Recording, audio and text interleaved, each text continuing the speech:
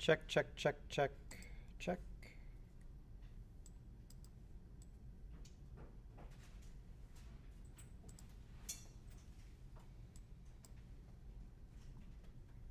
Okay, that's better.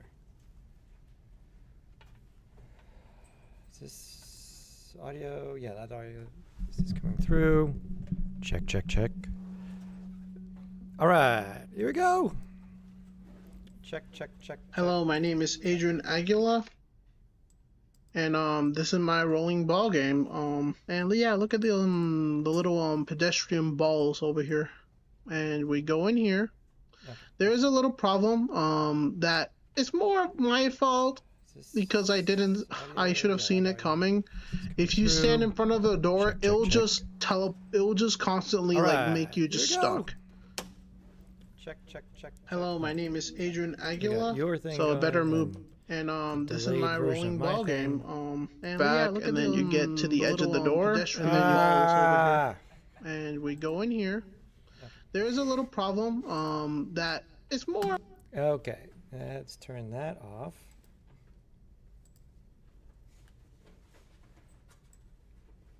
And let's restart this Mobius strip of a class. And this is my rolling ball game. And yeah, look at the little pedestrian balls over here. And we go in here. There is a little problem that it's more of my fault because I should have seen it coming. If you stand in front of the door, it'll just constantly like make you just stuck. So I better move back, and then you get to the edge of the door, and then you go through. So let's see. So we go over here, and then I tried also yet again to animate the little basement door, but sadly that did not work out again. So you go. You mean the floor here? Like to have the floor move out of the way? Up and down? Okay, so what it's just a different animation. What was the hang up there? It said layer index, invalid layer index -1, something like that. For some reason, it wouldn't let it do it. Okay, because the setup, as far as I can forecast here, should be exactly the same as the regular door. We just have different keyframes on an object, the object going this way, right? That's part of the reason I wanted to show you the way to use the doors that we did this semester, is that it should apply to, literally any kind of door, and then also any other, keyframed animation you want to trigger in one way or the other. So do you show the editor at any point there? No, sadly no. Okay, well, we'll take a Go down here after left over there, a very tiny little box says the error. right. Yeah, you got an error, but something about the way you set it up is wrong. So like we need to look at the editor. You explore the house and stuff like that. Oh, what? Oh, whoa! What did you do to the basement? I also made this mute so that I'm able to speak. Since the audio in this game is intended for like other people and not like a commentary video, like if it was a gaming video. So now, ladies and gentlemen, let me try to get out of here. Yeah, I made it. Okay, so you made all that money down there, like a treasure kind of thing. Okay, that's a cool idea. Are they all separate Unity objects? Like, did you stack up a bunch of coin? Like you made one Unity coin, or did you model a bunch in Blender? I made 3 stacked up in Blender, and then I copied them into one prefab. Right? So the prefab is okay. So that's, I mean, it's fine given the current setup of things, and like clearly, like it's not running poorly. But like, I mean, it would depend what you want to do there. Like, what any ideas for Adrian? Adrian, I'll be writing this stuff down. Like seeing a bunch of money is cool. What would be the next thing to plus it, right? So you probably be hearing that language in a lot of other animation classes. It's like a common vernacular for animation in particular. But like you got something good, what can make it better? Plus it, plus like addition, Like right? make the money better, or like Yeah, just the experience of like seeing a bunch of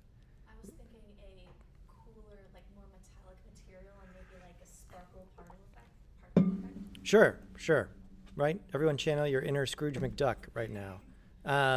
But then, yeah, and then I mean, I would want to be able to like collect them. Like when you get in the secret Mario room that's filled with coins, right? It's one thing to see all the coins, but then like to be able to like acquire them all. Well, The inner capitalist in me just really wants to do that. well, it's more like a ruse, since it says, "Oh no, you got in," and like, wait, what's that in the sky? And then your attention draws to, "Oh, there's something outside." Then you go outside and check what's happening. Okay, I mean that's a plan, but maybe you know, yeah. I mean, if you want it to be a ruse, maybe then you get close and it disappears or something like that. Because we also have the power to do that. That's would just be another trigger box and then an animation, something. Yeah, I mean that one's like that's a particle effect plus the thing that actually dissolves it is the shader, right? So the material. So you know some of those more advanced ones are combinations. That's the hard part about doing, especially real-time visual effects, is it's really, you know, what's the, there's no set one path technique, right? It's a little bit of particles, it's a little bit of shaders, it's a little bit of shader animation. It could be some modeling, you know, like there's a bunch of things. So yeah, I mean, we could look at that one in some more detail and see how applicable the shader is, right? Because that's the thing. Like we've been essentially recreating the same material and using that as the basis, but you know, different materials can do different jobs, and so yeah, some sort of dissolve there, or at least shrink it down or expand it up, that kind of thing. Yeah. Does Dissolve only work with 3D meshes, or does it work with sprites? Because I tried doing that with my collectible and it wouldn't work. Yeah, probably only works with 3D meshes out of the box the way it is now, as I remember it. Doing that with the sprites and it wouldn't work. It just made a big old ball just dissolve. Yeah, 99% of the stuff, of everything you're going to try is not going to work, right? The game design part of this that's really difficult is that, you know, doing all of this in Blender is one thing, trying to do it all in a performant way for real time is another thing. So like a lot of people solve the problem for their specific situation, and it may not, and probably will not work in your specific situation. And part of the expertise to develop here is like trying to know what they did differently and how you could possibly figure out which part you can apply to your thing, right? So yeah, like, I mean, I think I adequately expressed that caveat when I brought the particle pack to everyone's attention that like your mileage may vary here. There's some things that may work and may not work. Into nighttime, so it's more like on the video, so Uh-huh. that I am able to talk since there's voiceover or voice acting. Okay, so So I'm able to talk without the interruption of the. is the voice acting you reading the text that's on screen, or is it more different? No, it's I recorded it Mhm. like on one time and then put it into Unity. Right, but what are you saying? Are you saying the things that appear on the screen, or Yeah. okay? In this part specifically, I don't, since it's pretty long. It's like a cutscene. Oh, okay. Like wow, wow. So now we have a new villain. If it will let me, with the camera angles. God dang it, the camera angles are not working today. Let me move back. So now we have our villain, the Vilcher, or better said, the Glitcher. I just call it Vilcher because it sounds better, because it's kind of like saying, oh, it's a virus and a glitch. So he's here to take over the world. Okay, so you know, there's always at least two options for a portmanteau, right? My one I typically use as an example here is in, you know, like nature is truly terrifying turn of events. It's possible for scorpions and spiders to crossbreed in certain circumstances. And then what do you call these terrifying results of that? Spider or scorpion, right? And so like virus and glitch, right? We got What was yours? Virich? Virich? I didn't know. I just was trying to like make. Right. I'm saying like you if you want to smush two words together, explore all the options there. I mean, Glyrus strikes me as like marketable, right? Or whereas Virich, right? Yeah, like that. Like Glyrus has a hard consonant at the beginning, right? And so I think it's a little bit, our ears tune into that versus Virich is sort of like, excuse me, what'd you call me? Right. But I'm saying, there's, like, every time you take two words and put them together, you have two options. And, like, you want to choose the one, ideally, that's more, easy to understand as a portmanteau. Because a portmanteau is, like, you've got to do the mental math of, like, oh, this isn't that word, or that word is these two words smushed together, right? And so you want to make that mental math as easy as possible for everyone. So Glyrus strikes me as, like, the possibly the better choice in this instance if you want to put together virus and glitch, in that you got a Glyrus. Yeah, because ending things with portmanteaus that include itch, that opens up and you're going in a different direction at that point. But yeah, so, and you learned something about arachnid reproduction this morning, so you're welcome on that one. I mean, as far as I know, it's like an actual real thing. Like, again, this isn't biology class, so it's really not my expertise. I'm not that kind of doctor, but yeah, just, beware. That's something that could happen. Hopefully it's not, resulting in some, the good news is, as far as, again, I'm not a biologist, like even with, what is it, mules, right, are donkeys and horses, right? But they cannot reproduce. You can't have mules give you more mules. You have to have more donkeys and more horses. And as far as I understand, I mean, Skyder, right? This is one where I feel like it's really, because, like, this makes my point again, they both have really hard consonants at the beginning. Skyder and Scorpion, right? Like when I'm saying Scorpion, you're not like, wait, is he just mispronouncing Scorpion? Like, no, it's pretty clear, right? Especially because it's like a plosive. Like, I feel people go, as I've, I don't know, talked about this for the last 25 years of my life, like I feel like that one's pretty easy. Like, let's do it right now. Let's vote. Skyder. Scorpion. Gavin? Yeah. Skyder or Scorpion? What? Just vote. Skyder. Okay. Is Well. that what you said, Skyder? Mhm. I like Skyder. Okay. Right. Okay. There we go. Just raw marketing there, right? He has no idea what's happening. None. Well, basically, first take over the game, but then Okay. But the other question I have here is like the looming. Can we call him Glyrus now? Yeah. Okay. Okay. Hello, my name is. Okay. Yeah, I mean, that's what we're here for. We're here for this kind of brainstorming. This is what we excel at. This is our strength. Like up here, you're calling it a minion. Because he made duplicates of himself, but smaller. Oh, okay. So. Okay. The Vilcher, or better said, the Glitcher. I just call it Vilcher because it sounds better. Because it's kind of like saying, oh, it's of a smaller version. So it's like a minion. You grab it, he makes a little giggle sound, and then can just show how evil he is. And then you go over here. The door will open. You collect them around the house, except for the trap bedroom. You can also climb over here.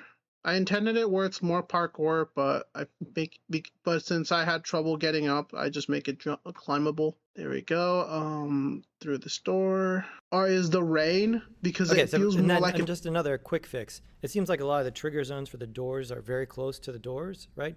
That would just make them bigger so that you're not getting hit by the door every time you try to walk through the door. I mean, like, I have that problem in real life as a person often, where like I've opened the door and now I can't,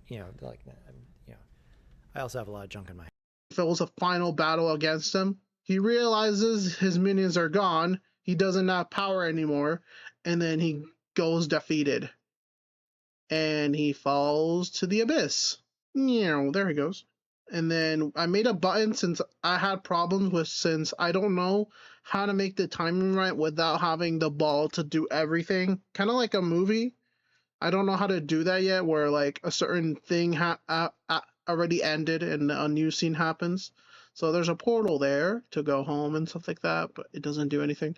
Also added something new, a game over screen. You go of minions you captured or defeated. I don't know which term you prefer.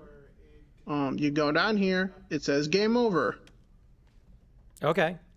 All right. So is there any other text that appears handwritten like this in the game? That was actually hand drawn. I know, but did you do this anywhere else in the design? Like hand draw the text? Like text on screen. Right. Like the style of like the handwritten thing here, is that used anywhere else in the game? With the whole entire game, yes. With Comic Sans, I changed the. Okay, no, it's not that from a design point. That's not the same, right? Like using Comic Sans is not the same as like handwriting it, right? They're both Different fonts. casual, but and Comic Sans is not allowed, right? So like it's on our list of banned fonts, right? Like again, from graphic design class, we have like 10 fonts we can just not, like, as someone who wants to have the word design associated with them, they're just, you just can't do it. But this has character to it, right? So I would just replace the Comic Sans with this. You have to teach people about the design in the design. So when something happens only once in a design, whatever it is, the appearance of a specific kind of type, it's really tough to make that believable as a consistent part of the design, right?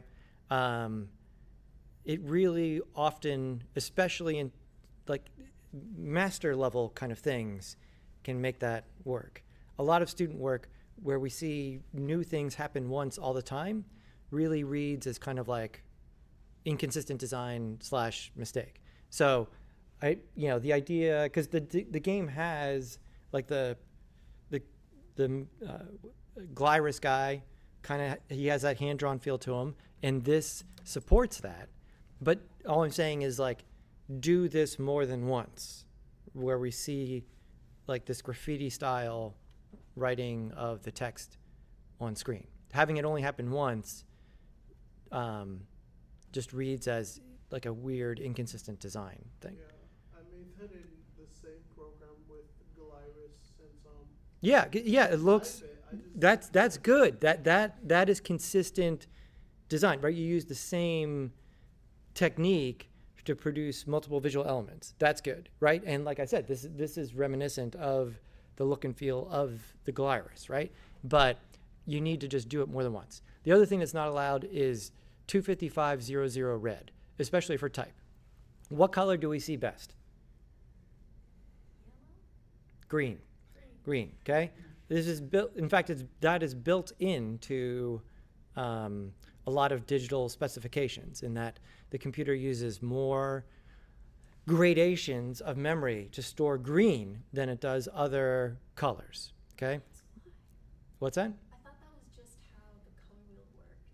Well, not the color wheel. It's in how it's stored, right? Whether it's 422 is the biggest example here, where 4 bits are allocated for green, 2 for red, 2 for blue. Okay, but there's other ways to store color, independent from how the color wheel is organized. But yeah, we see brightness the best by orders of magnitude better than color. But in color ranges, we see green much better than, variations in brightness of green much better than red and blue. So the point is that the 100% red, 100% blue, 100% green color palettes, or just is anything in the game that color? Usually you want the answer to the question to be no. It ends up being a really visually grating thing. Yeah. And again, like a lot of students are really eager to explore frustrating bad designs, and like I would encourage you not to do that in your portfolio. So I like the idea that you did something that looks, definitely it gives it this hand drawn touch, and it relates to the style that the Glyrus has, but it can't be 25500 red, right? That's another, up there with not using Comic Sans. You can't never put text in 25500 red or any of the other max brightness 0 other colors, right? 0255 green, 00255 blue, right? Those are not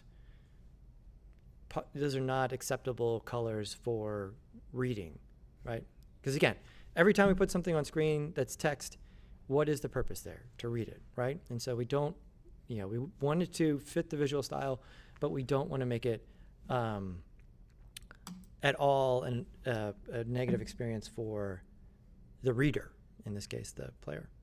Cool. The other suggestion I have there is going back and really looking at the content about the Cinemachine camera switching, because that could really help a lot of your situation where we're not seeing the thing that you want to see.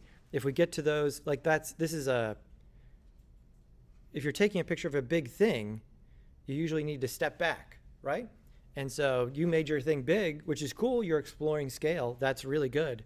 But at that point, you might want to have a trigger zone that switches to a camera that's pulled back so that we can see more of the environment. We can see how big the Glyrus is there, right? So yeah, just in that, Cinemachine makes that pretty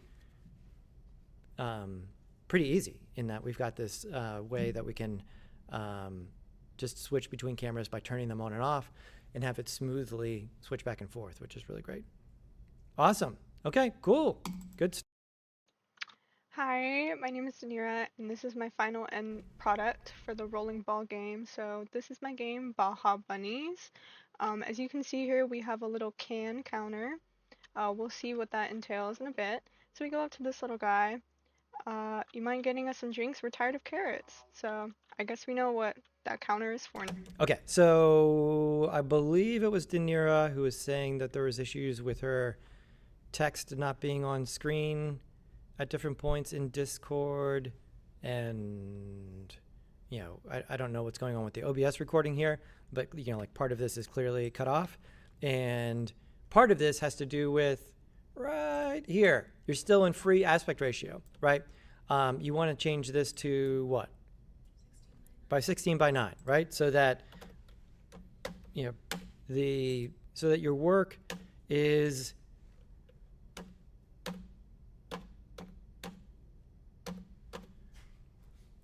WYSIWYG. What you see is what you get, right? This is a fundamental, especially interface design principle, right? In that this is part of what makes 3D work more difficult for students at the beginning, is that there is this divorce between the viewport and then the render, right? And so you're not always seeing what you're going to get, and that makes it difficult. Wouldn't it be better if we just saw exactly what was going to happen? Yeah, that should be patently obvious to everyone who designs all of this stuff. But for a variety of technical reasons, it's not always the case, right? And so when possible, especially with digital tools, we want to be either using programs that prioritize this, or setting up the program in a way that we have this happening, right? So that if you make it 16:9, then if the text is on the screen when it's at 16:9, then we're gonna see the text, right? 100%. As opposed to here, you're working at a different aspect ratio, and then you're trying to forecast what it would look like in yet another aspect ratio. So that's part of the problem there. And as you can see on the fridge, there's a can of something really wonderful. Yep, delicious. Mountain Dew Baja Blast. I don't drink as much Mountain Dew as I used to, but yeah, I don't know. I'm not even sure I've had Mountain Dew Baja Blast. I mean, I'm more of a Mountain Dew purist, I guess, as far as that goes. OG Mountain Dew. What do they even call it at this point? And our counter went up. One here. And then zoom on over here. There's the last one. The bunnies have been satiated. So, pretty simple game. Okay, we're feeding the soda to the bunnies. That's what we're doing here? Okay. I had fun with it. As for the actual collectibles and like sound effects, it's obviously a Baja Blast can, as you can see here. Yeah, can opening sound.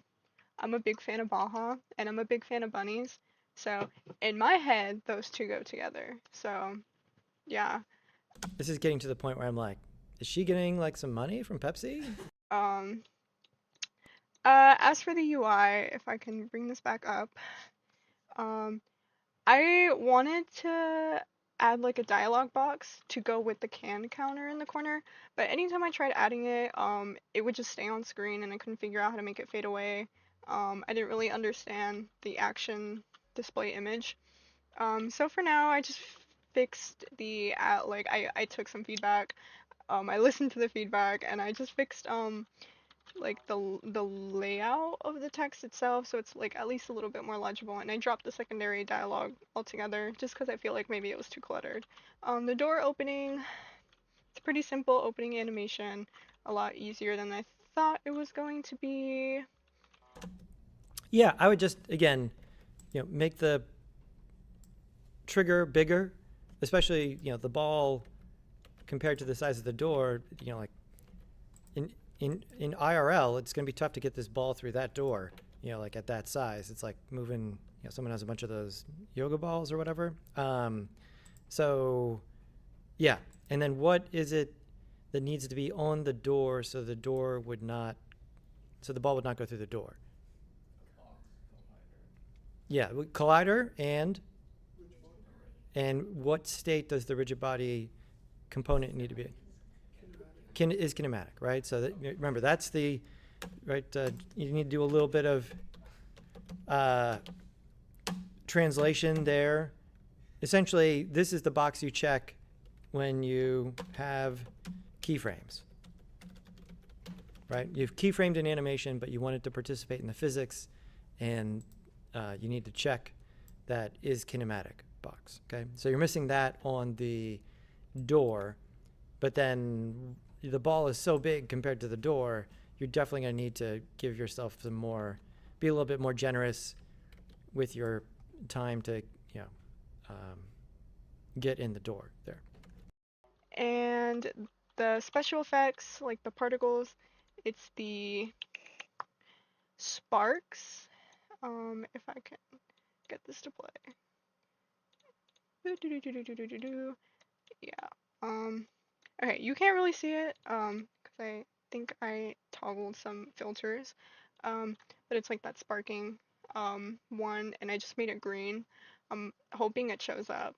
Other than that, that's the entire game. I had a lot of fun with it. The collectible system was super fun, and making the UI was super fun. I did wish the text box ended up working, because I did have a pretty cute design for that, but didn't work out in the end. I'm hoping there isn't any scaling issues in the actual final like exe file for anyone, because I wasn't sure if like all the scaling issues I kept getting with my canvas was maybe just like on my end, like a Unity thing, or if it was like It's because you didn't choose 16:9 and lock the game to the 16:9. So once you do that, then you're not going to get any.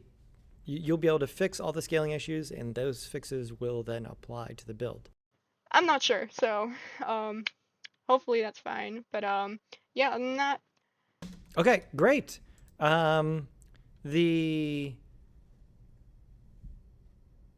anyone understand exactly what she said she wanted to do with the box, the dialogue? She wasn't able to get the action display image thing to work, so it wasn't fading away like the rest of the dialogue was. It was just popping up and then staying there. Oh, okay. So that we did that last week with the, you need two separate, in the canvas.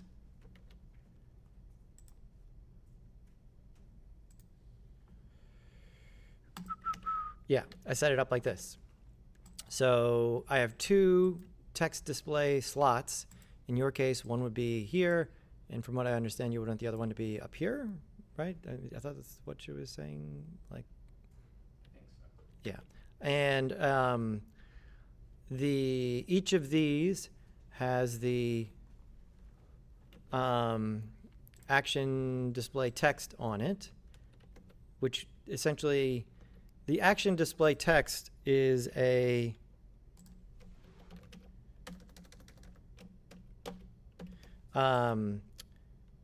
receiver, and so the workflow here is slightly different, right?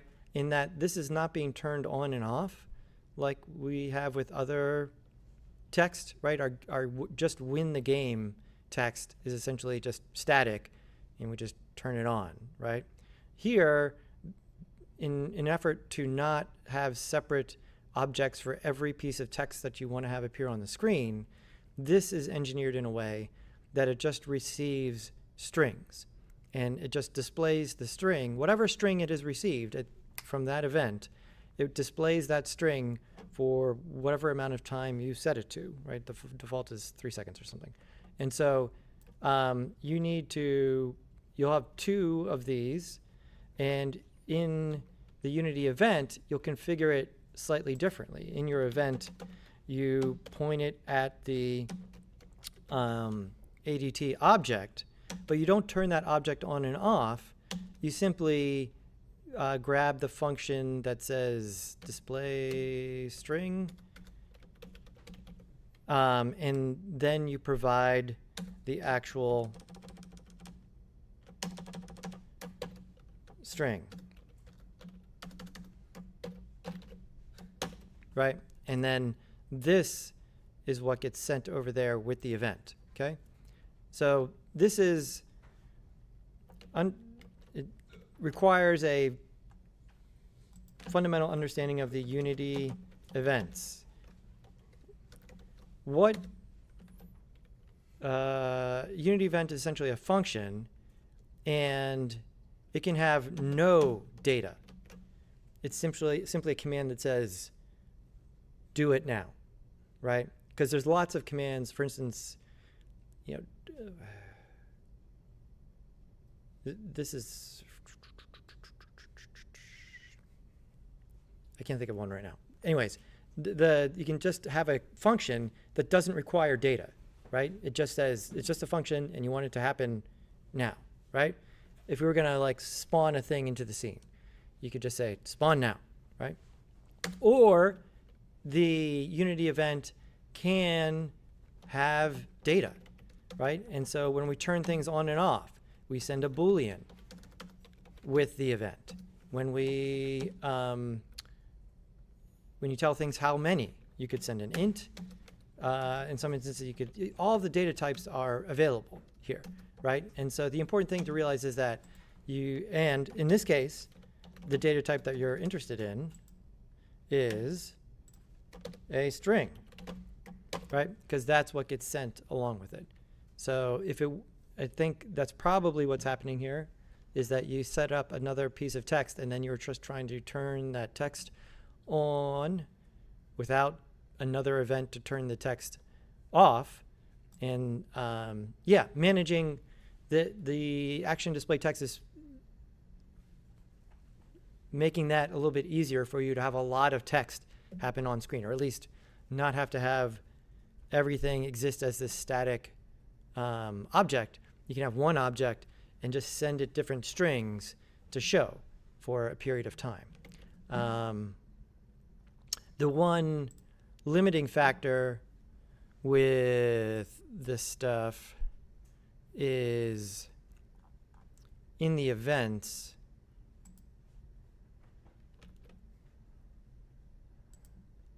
right? So this event is sending an int.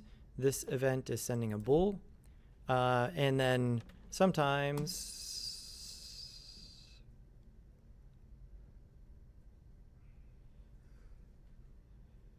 yeah, here we go. Like detached children, okay? That doesn't have any data associated with it. It's just telling, if there were things underneath that in the hierarchy, it would take them out from underneath it in the hierarchy. It doesn't need any data to do that, right? And so in the interface here, those types, that's what's in the parentheses here. I can't zoom in on this, right? When there's nothing in the parentheses, it's just a function that executes. Whatever is in the parentheses is the type of data that it's looking for as an input. When you take data and you put it into a function as the input, data as function input is called an argument, right? And so in our black box metaphor, that's the knobs and buttons on the front of the function black box, right? Data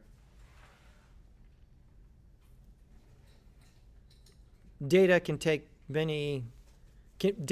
many roles in the programming chain, right? We have this variables where we have to talk about the kinds of data because you need to allocate the right kind of space to store the data. And then you have essentially those variables are almost always the things that are forwarded to the functions and used as arguments. In my notes, I would write input, right, for the functions.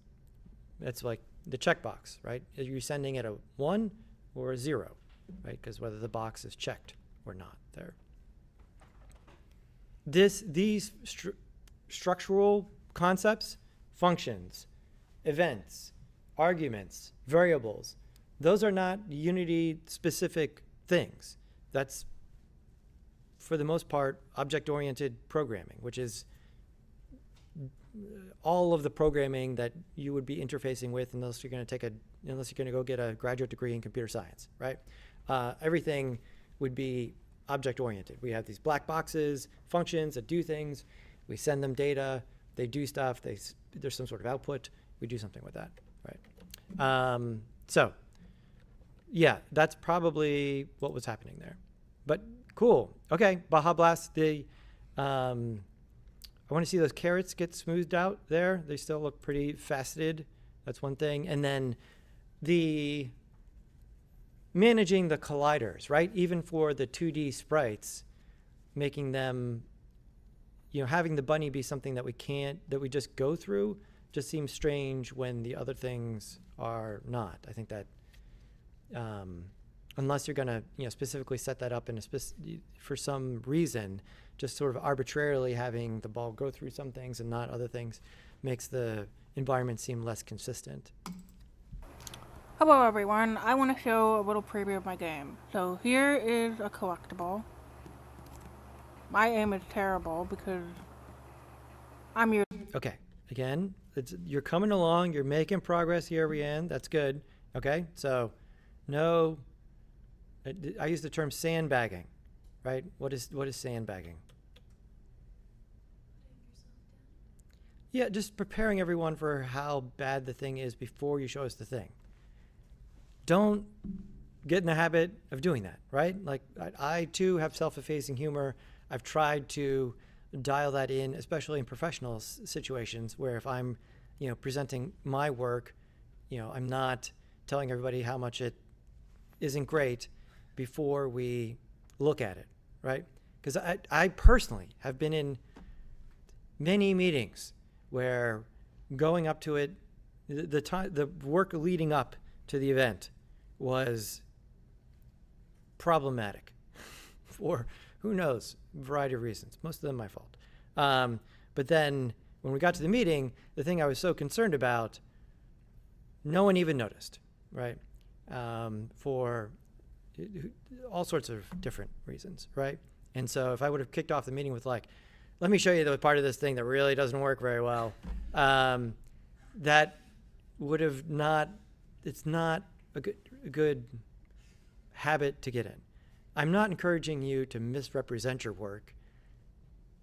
I'm just saying you don't need to point out all the flaws as the opening gambit to showing your work to someone. Does that make sense for everybody? Right? And I understand the impetus to do that. Ultimately, that's a good sign of humility and realistic expectations about your work. But, one part of professionalism is just simply putting your best foot forward, okay? Not to the point of misrepresenting yourself, but inevitably, all of the students I teach are on the self-effacing side of this spectrum, right? I don't get a lot of people in class who are so hyper self-confident that they're misrepresenting like that's the other side of the spectrum here, is having someone just, before we even see it, like talk it up like crazy. That has pretty much never happened in class, right? Like there's other classes, I think, where that does happen because they're self-selecting for a different, slice of the population. But in terms of, art class here, it's not very likely. Yes, Gavin. I was just going to say, are we allowed to talk bad about it after showing? Yeah, I mean, you can just discuss how you may have altered your process, right? Like the idea is we're learning stuff here, right? And so what I would prefer to hear is not like, oh my gosh, this is terrible. It's like, there are some problems, and in the future, I'm going to make this change in order to try to not have those problems again, right? That's what we're doing here, right? Trying to learn stuff. So, yeah. Usually not this bad at playing games, but for some reason it's just really bad to control this thing. Let's see if I can grab it to show. Well, I don't think I can. I was almost there. But, Okay, so I can't tell. I mean, it looks like you're playing the built game with OBS. On the machine that you have here,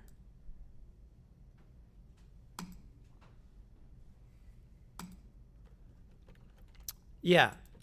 One way to probably get a little bit better frame rate when you're recording would be make sure you're not trying to record 4K here, which would be 3820 by 2160, 3840 by 2160.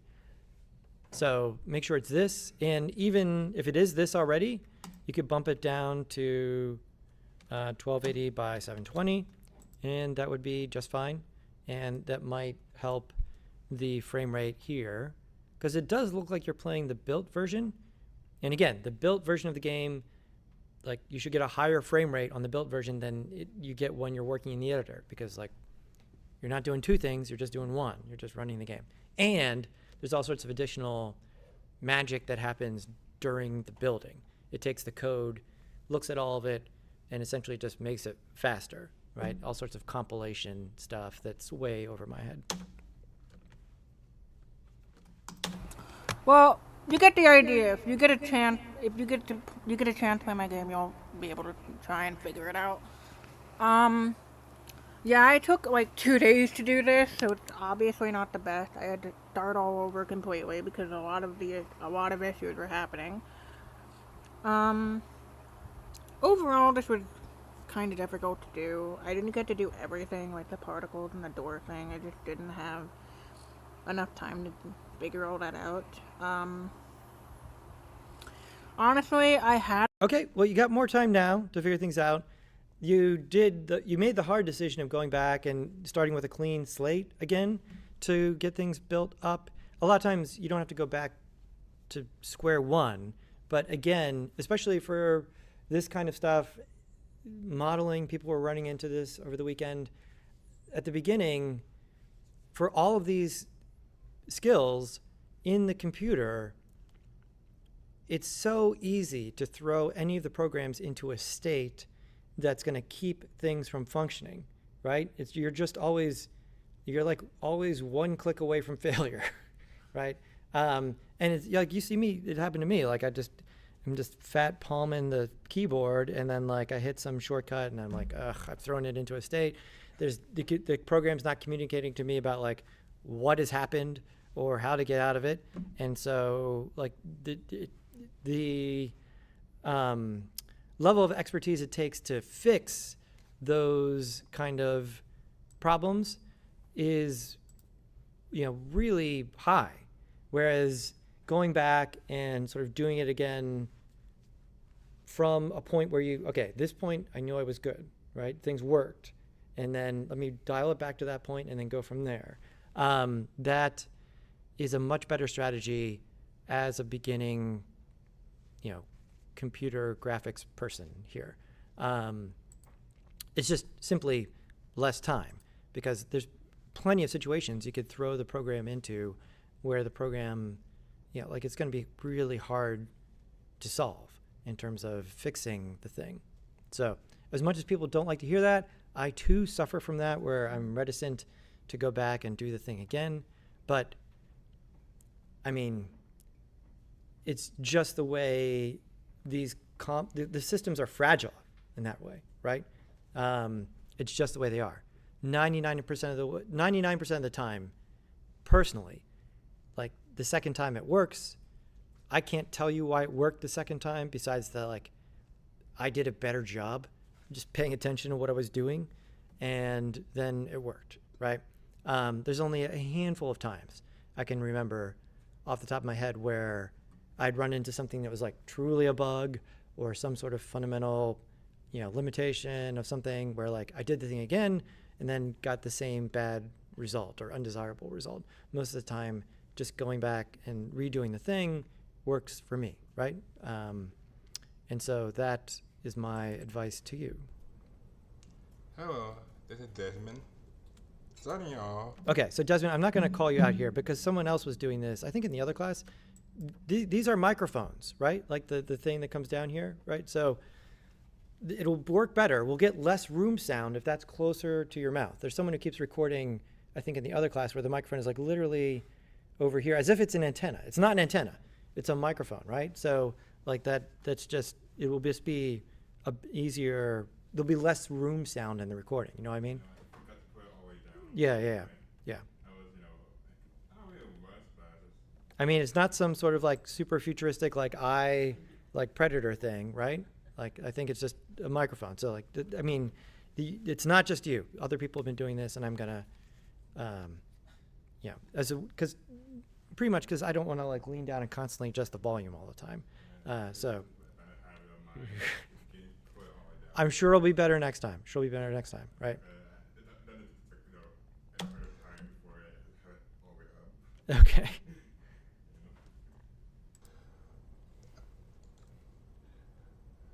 For the day off of the There we door, go. I don't know why I use an old code of mine I made a few months ago, as well as the pre-fan. That's how I implement the door using old stuff I have a while ago. And it's still a little buggy, but I can fix it a little later. And for the collectible, I used some old sprite I made for an old Game Jam game I made. I thought it would fit well for the data I'm going for. And yeah, I forgot to add the sound effects for when you correct them in the code. So this way they know sound effect when you correct them. But I can add it later. But that's what I could have added. And for refining the UFA, I pretty much the collectible tracker, and pretty much, and how many trackers like how many of the collectible you had collected. And talk about collectible, there are, you know, different ones, you know, right for them. And Pocket Pack, I didn't use the Pocket Pack because I couldn't find anything that I like or any for the game I'm making from it. So that, and if I have any question, I don't. So Okay, you're getting everything to function. That's good. The class is not about, like, I would encourage everybody in all of your classes at this point, as you get to college now, right? This is not about fulfilling requirements. You need to use college and your learning from this point forward in your lives as your opportunity for personal, artistic, and intellectual growth, right? There's a lot of talk about. Is he the one who was taking the video game design? Yeah, you're in the video game design program, right? Because yeah, you've done some other things here with the code, but my challenge to you is that stop thinking about the requirements and think about the experience of the game, right? And so, you know, take a step back and think about the experience of playing this game, right? And so, I mean, a couple things here is that, like, you did set it up like a museum.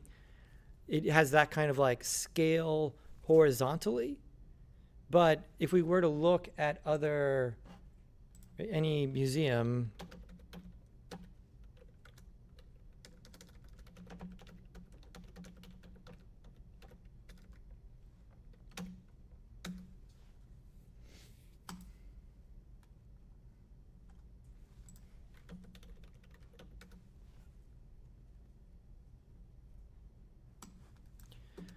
right, so the Metropolitan Museum of Art, right? What is it about all of these spaces, right? They're large horizontally, like you've made, but what about this?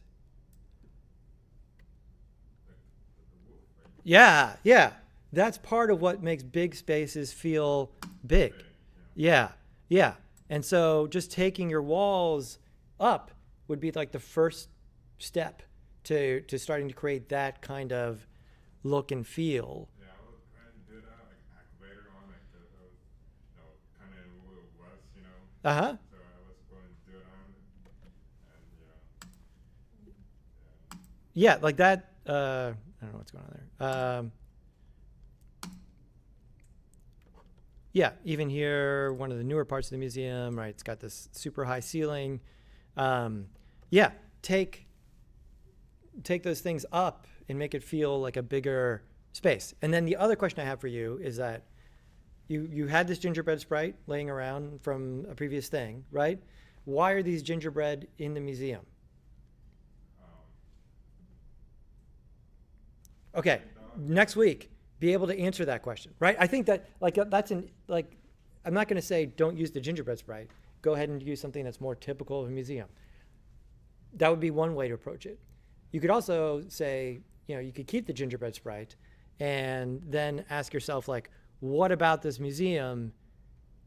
Is this like a gingerbread museum, right? Like I think that's a more interesting thing to explore versus sort of like making it like a typical museum, right? What if it was a museum for candy or Christmas candy, right? Yeah, yeah. Like there's all sorts of interesting things there, right? So take a step back from like this kind of work. You don't even need to be at the computer. Sit down with your notebook, think about like what does this space need to look like, and then why are these things in this space? And if in trying to answer that question, I think you can end up making something that's a lot more compelling as an experience then. All right? Yeah, because you're getting stuff to happen. You've got, you know, the footsteps happening and a bunch of other stuff, and you've written some of your own scripts that you have in there. That's all great. But now, you know, think about the experience. That's the next step you need to take there for sure. But that's good. You got it functioning. You got everything happening there. That's good. The collectible also stands out really well from the background, which is my volleyball sports. Last week that it was hard to read, so I added this radius rectangle background to create a stronger contrast. Now it is Okay, really nice design there in that, you know, using the transparent background there, but then not just making it a block. You've got the, you know, hand-drawn look of the box that supports the hand-drawn look of the font that is not Comic Sans, right? So, good. it was hard to read, so I added this radius rectangle background to create a stronger contrast. Now it stays in one So it says middle, like that was just the middle book talking to us. Is that what that's supposed to be? Okay. place and lasts longer. Also feels more polished. I was partly inspired by the text boxes in Zelda Ocarina of Time, but I customized my design to match the style of my game, and I also add some subtle details like these things here, and also like the lines are not straight. But everything I want to keep everything subtle so it doesn't like distract from the main text. Another change I made to the game was to these portraits. They are not only decoration but also like an enemy that you can defeat, and then they will see like other events to keep going in the game.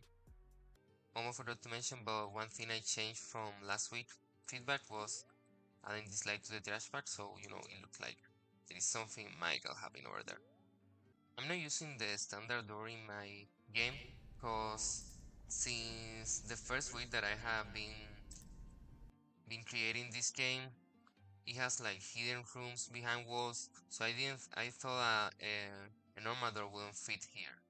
That's why I put the strip on the fridge door, so when I get near to it, it opens and then it stays open when I'm like inside. I will show you now. So, and also this helped me like hide one of the collectibles inside. You see how while I'm inside the fridge it's still open, and then when I go out it closes. My collectible are puzzle pieces which represent fragments of the protagonist's Devil memory. Since the ball has lost its identity, collecting these pieces symbolize piecing its memory back together. They have like this blue color and also have like particles and a UFO sound when they are collected. And then this has like a contrast with the suspense mood of the game, but I think I made it lightweight so it reflects the subconscious of the character without needing to explain it directly. Yeah, I mean, really great. Spinning, the rate of the spin has clearly been tuned to not be the default spinny. You've tuned the particle system to also feel that all feels completely natural, right? The rate and the appearance of it, and it does really stand out in the background, amongst the rest of the design. From the particle pack, I used two effects. I first this one, the fireflies effect, creating this glowing, these things glowing around the collectible, drawing the attention to them. The second effect that I used was the spark effect. I put it on the lamp. I made a lot of adjustments to this one to make it subtle, just only like to reflect that the lamp is damaged. And then I don't have any questions for this week, and that will be all. Thanks for watching. Cool. Great. Yeah. I saw a lot of people checking it out already on Discord. That's great. Okay. And then, so let's look at that real quick to see what it shows me here. So yeah, depending on, how you have Windows configured, it may give you some problems downloading the game. The games are not viruses unless one of you is some sort of cyber criminal that, I'm not aware of. But it's unlikely. Not impossible, but unlikely. I'll let you know if I suspect anyone else in the class is a cyber criminal. It also hasn't happened yet. Okay, and then I think someone, right, again, we zipped them up. And so Windows, if you double click on it, it shows you what's in the zip file, but it's still not unzipped, right? So in some instances, if you were to click on this, yeah, it would say that this is still zipped. So I think some people ran into that. And so you definitely need to extract the folder, unzip it.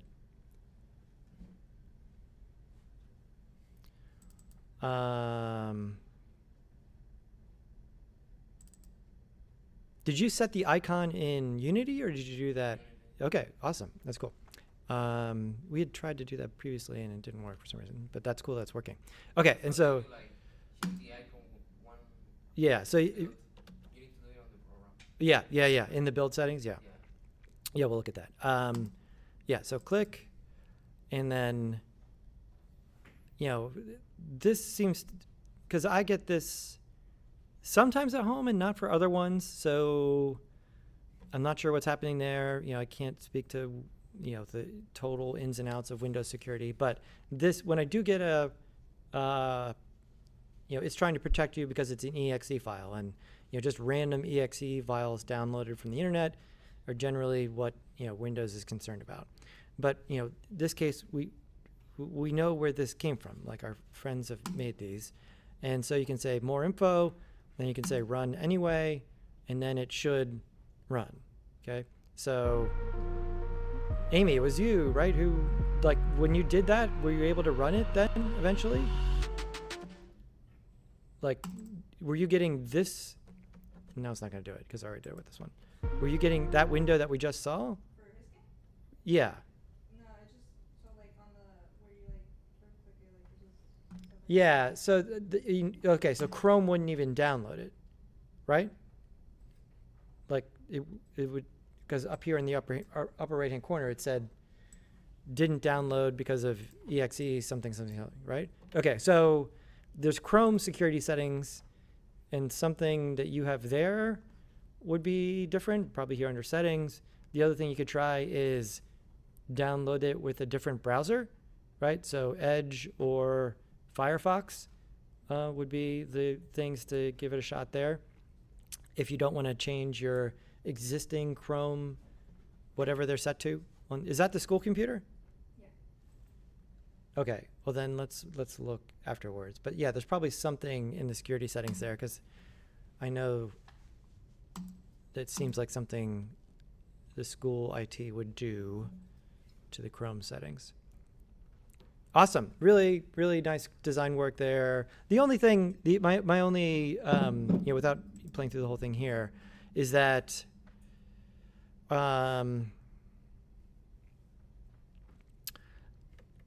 like the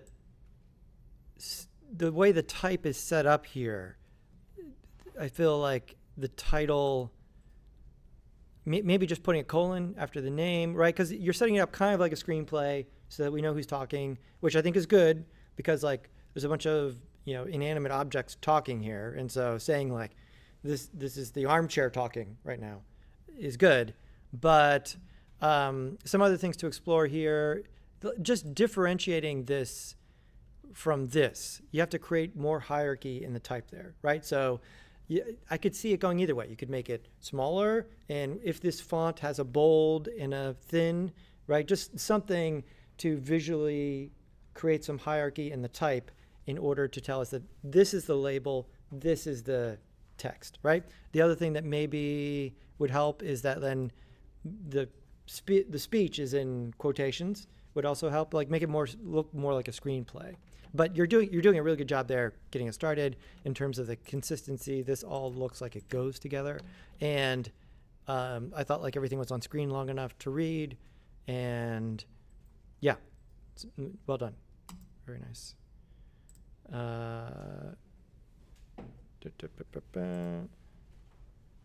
Downloads. That was Alex. Here's. Hello, this is Madeline, and this is my demonstration of my Rolling Ball Adventure project. I kind of wanted to implement more of the glitching and the world is falling apart atmosphere, so I made sure to implement that in my UI, and it's telling you to go find keys, because clearly you're in a room full of doors. Cool. Okay, so I just want to call out something, Madeline glitching, right? And so she sort of like surrounded the clearly readable text with like this glitch graphic. I would say that's a really good approach here, as opposed to making the text itself so glitchy that we have a hard time reading it, right? So, you know, like here, borderline, right? We can still read it fine, but like, yeah, in general, I think that's a good design strategy.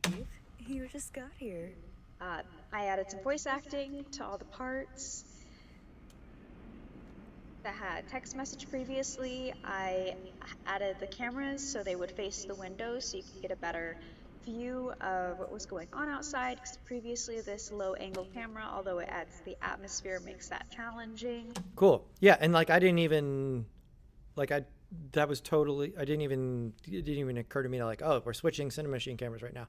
You did that just sort of like a very subtle change there so that we see what's outside the window, right? So I hope everyone's keying into how powerful a tool that is for everything going forward, right? The idea to be able to just, I mean, you can go into like full on, now we're in cutscene, right? You no longer have control of the camera and like with this stuff happening, but you can also use it in this much more subtle way to just be like, hey, see that thing over there, right? You know, to make sure it's a way to add a little more certainty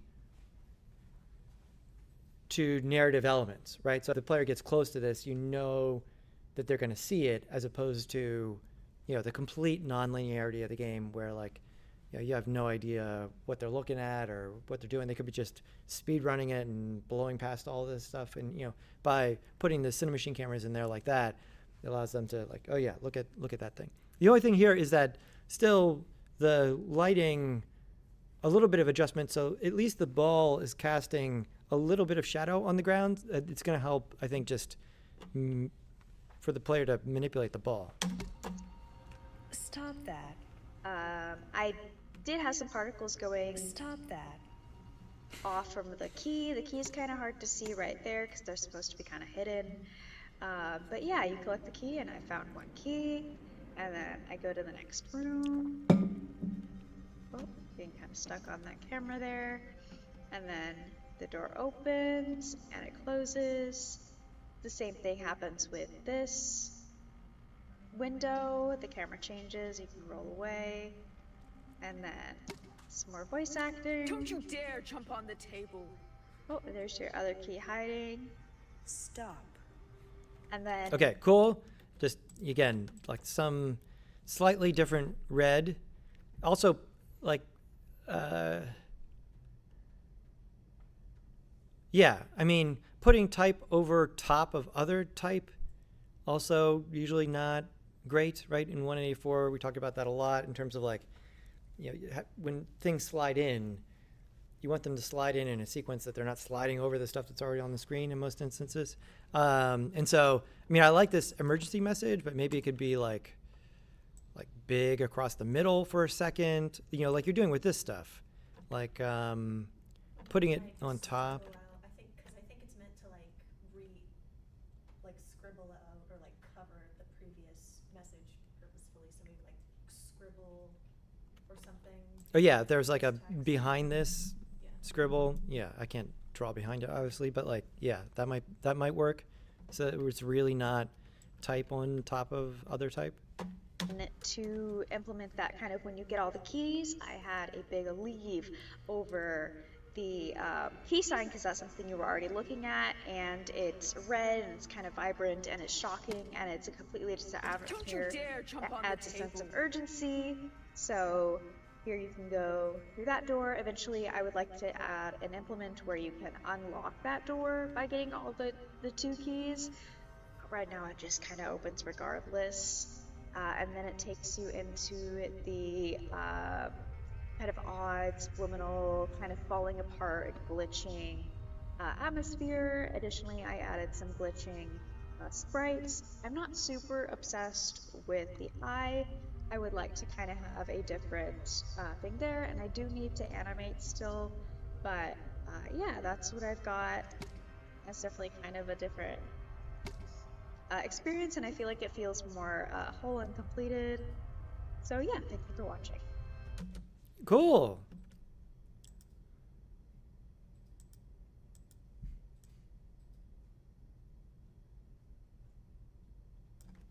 I'm trying to think about how you did this with the wavy stuff.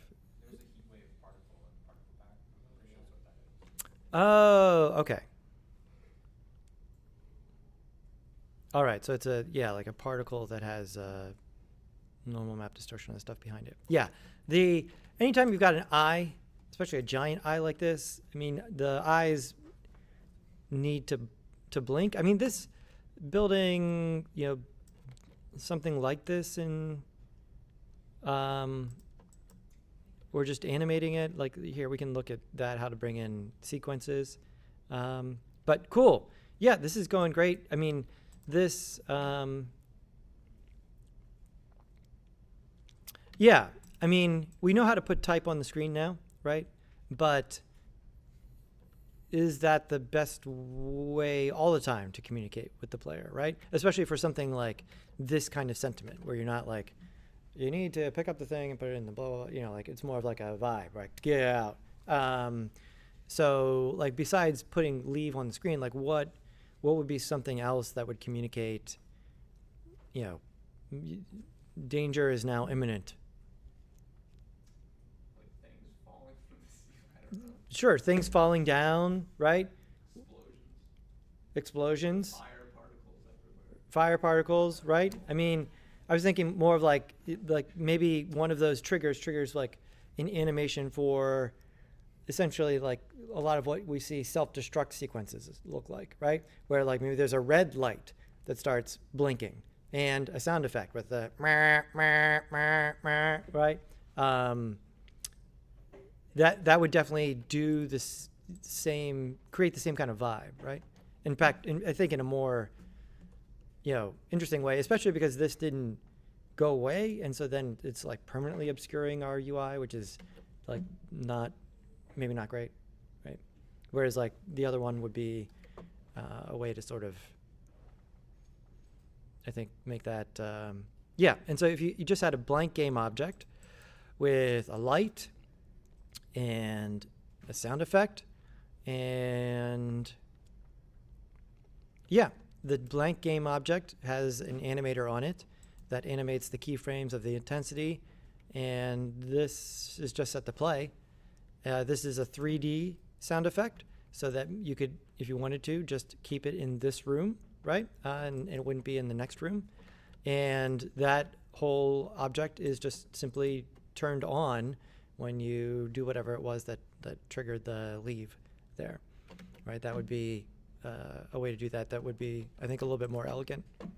But overall, really cool using the tools that we've used. Like that was some really creative applications of those. Well done. Hello, this is Zoe Kyle. Okay, you're not gonna sandbag, right? Sorry. No, I got a new microphone recently. Oh, okay.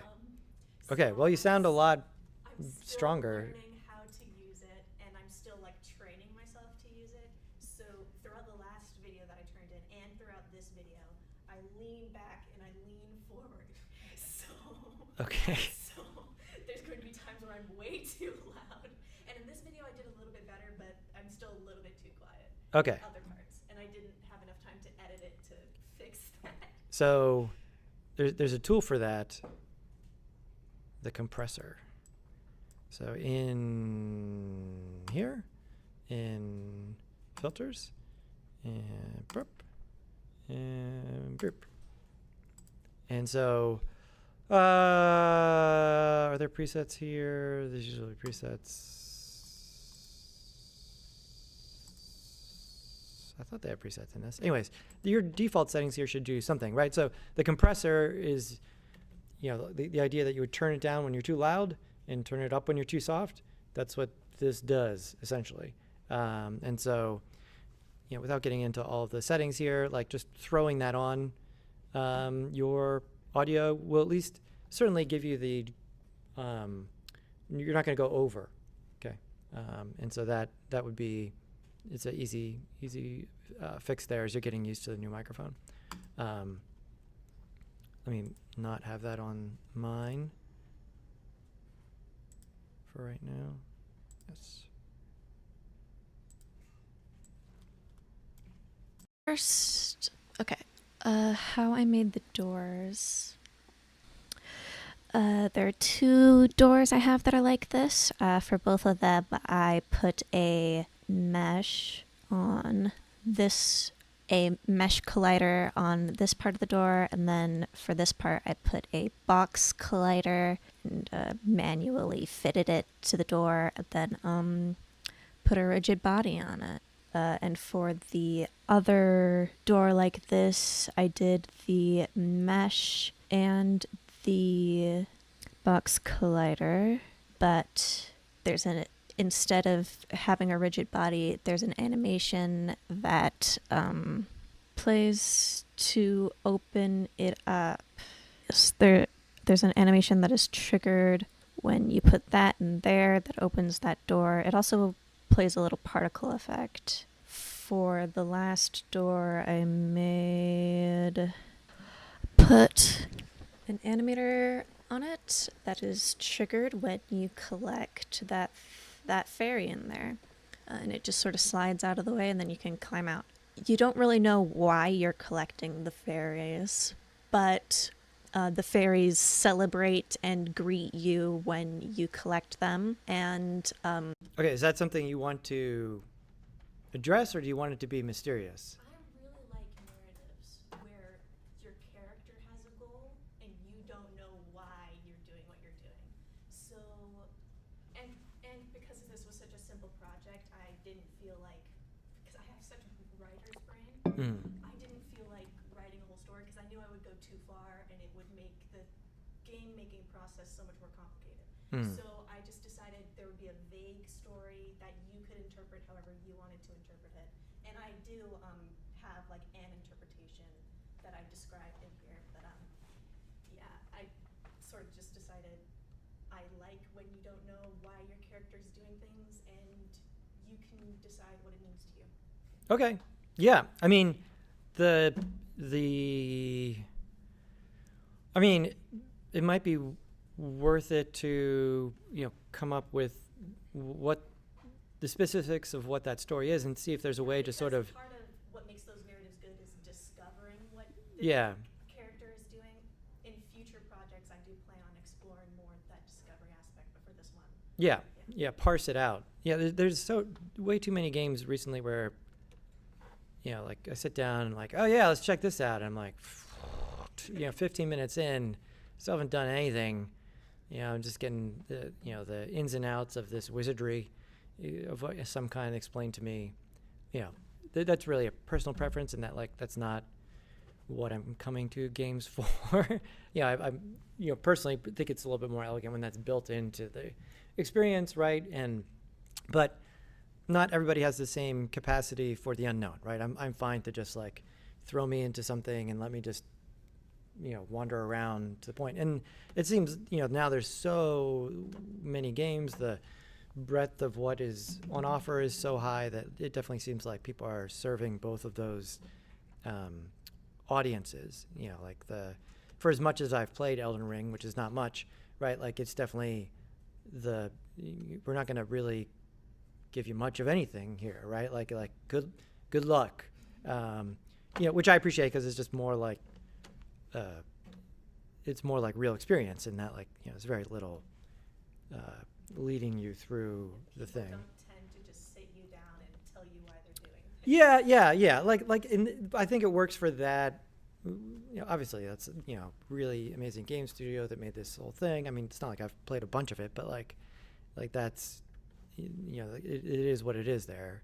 But by the same token, like in Astrobot, the direction there, while not written, is like very clear. So you're not just totally wandering around aimlessly in many instances in that game.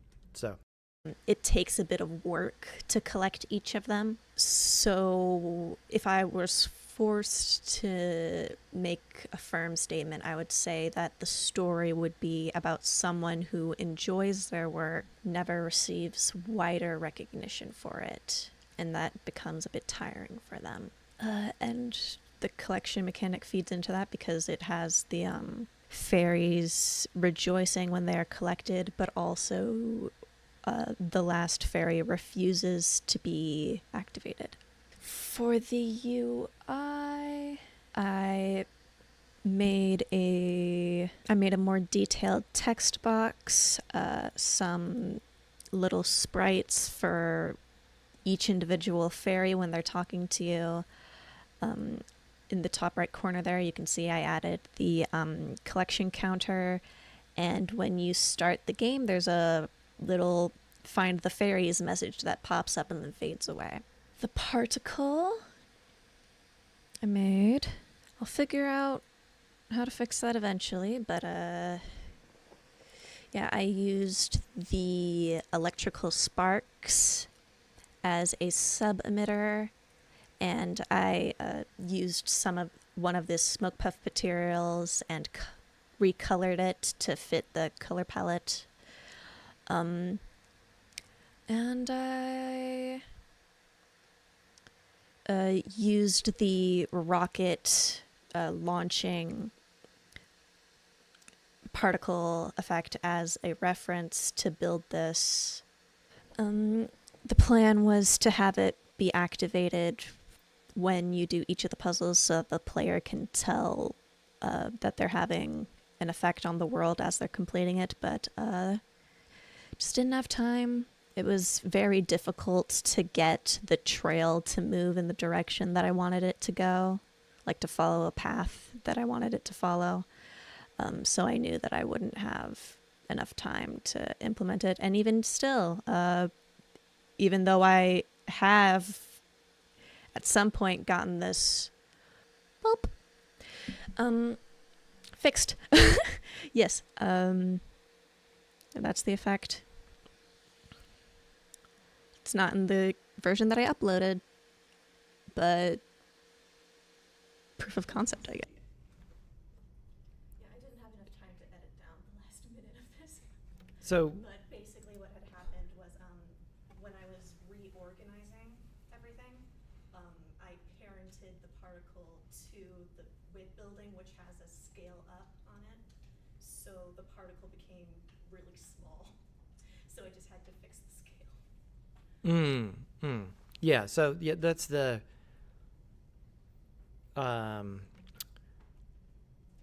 downside to using parent structures as organizational things over here is that, yeah, the scale of the parent is affected by the child.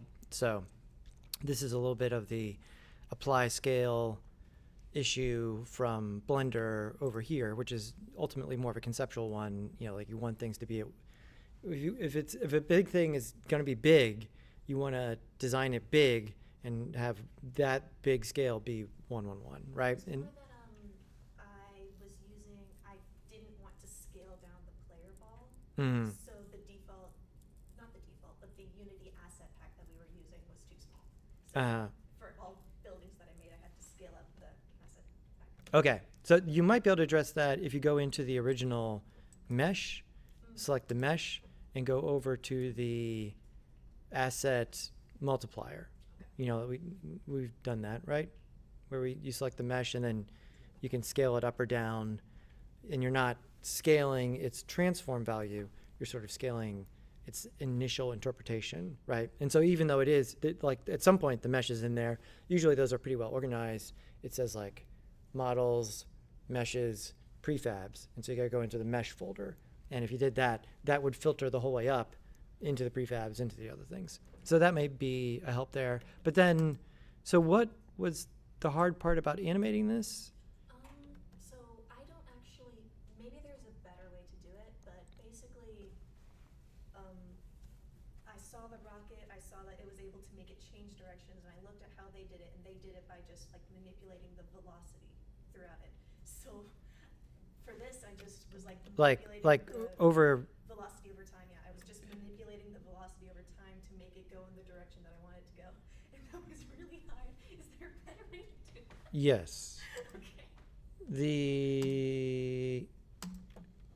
Because I think maybe you were talking about you put a constraint on your particle system to make sure it didn't roll with the ball. Is that right? Yeah. Yeah. So yeah, this comes down to the idea of local space versus world space with the particle system. So this is an incredibly important parameter. And so when it's in local space, all of the particles function as if they're a child of the game object. So when this moves around, they move around. If it's going to be stationary, that's usually fine. And I believe it's also slightly less computationally expensive.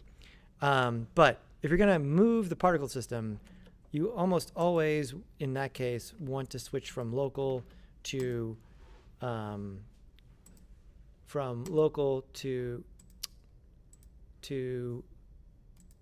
am I having such a hard time clicking on this? Oh, here it goes, simulation space. There we go. World. And so now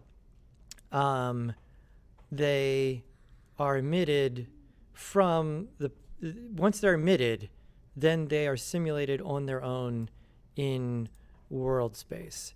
And so if I were to turn this up a bunch, if I were to change it to sphere, there we go. If I were to turn the lifetime down to something short and also massively more particle, there we go. And so now I can create a trail just by moving. Now the animation is just animating the position of this transform. Here, we'll make them a little bit less, right? So a sparkle trail here, essentially speed, put it at 0.1, there we go. And lifetime maybe a little bit longer.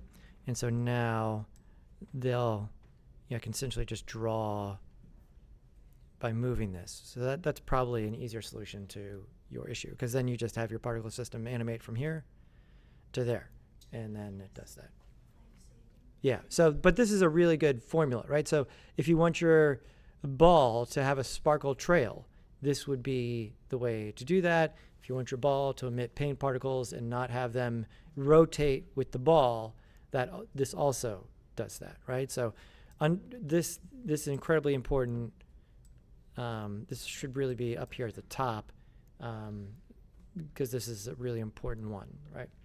Most of the time, because it's by default in local, you get this kind of stuff happening where like the particles are rotating with the transform, and almost in every instance, if you're going to do anything to the transform itself, you need to change this to world, so that the particles simulate on their own after they're birthed.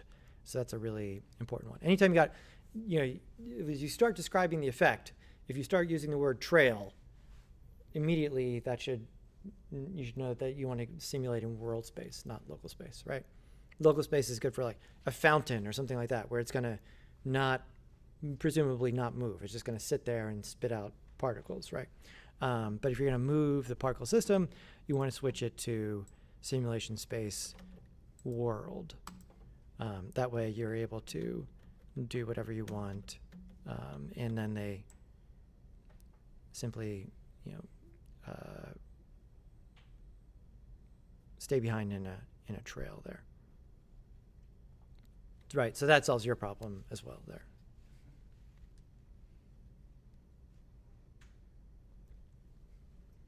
There was another problem I was having where whenever I would switch between cameras, it would orient itself to where the original placement of the camera was, if that makes sense. So no matter which direction the player was facing, there would be times where they would transition between the cameras and then they would lose control of it. It would go all the way around, and then they would have to turn themselves around again.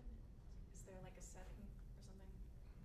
Were you transitioning to another free look camera? Yes. So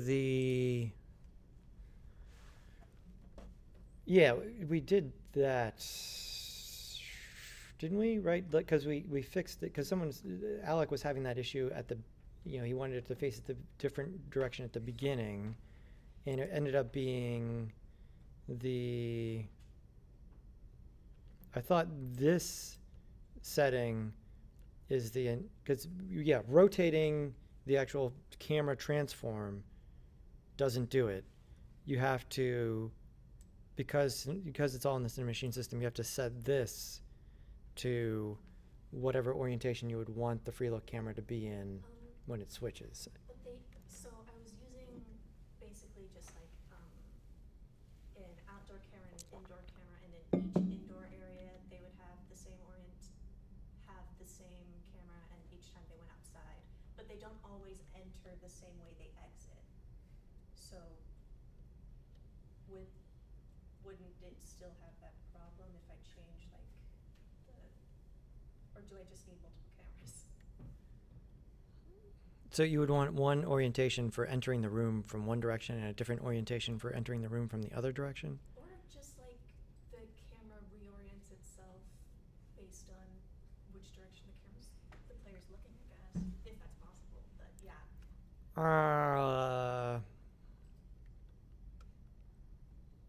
I don't know. I'll look, because Cinemachine gets updated a lot.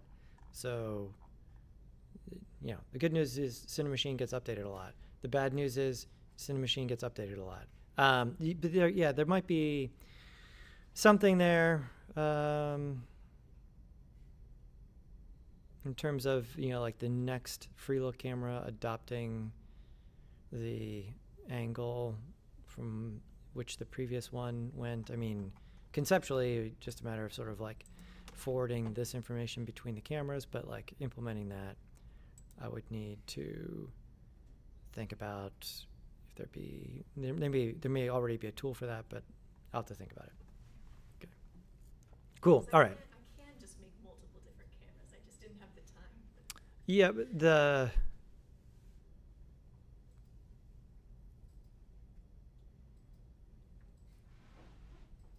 but then, like, you would because the triggers don't know which direction you're coming from.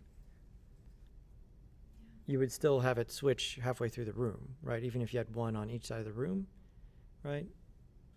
So that would still present some of the problem. So, yeah, let me think about that one. I'm not sure. Cool.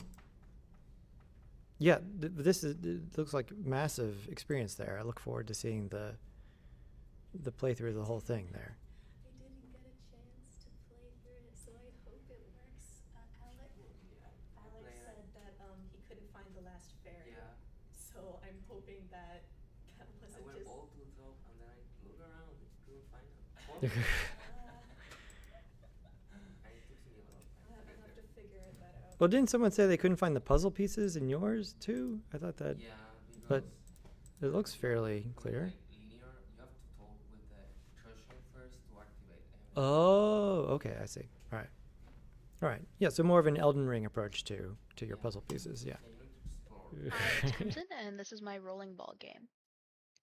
Now, to start off, for the tokens, I decided to use trash bags for it, since one of the messages I had displayed was the ball telling the player ball to take out the trash. So I thought it'd be cute to add little trash bags as the tokens. So here's my door. Once I play through it, I'll show off the animation. There's the other bag.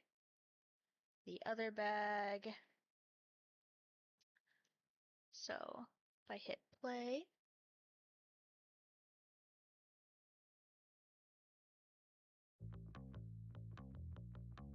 the little UI tracker to keep track. So for the particles, I chose to do like a little green aura to like show that it smells. I had the smoke and I put like a green color on it in order to make it a more like classic like smelly stuff. Yeah, and maybe if it was just like if it encompassed the entire. Right now, it's reading like garbage fire. Yeah, which also a legitimate idea. Like, who doesn't like a good garbage fire? But in this case, taking the emitter here, right, and working with the I think if you use box, they all go in the same direction by default.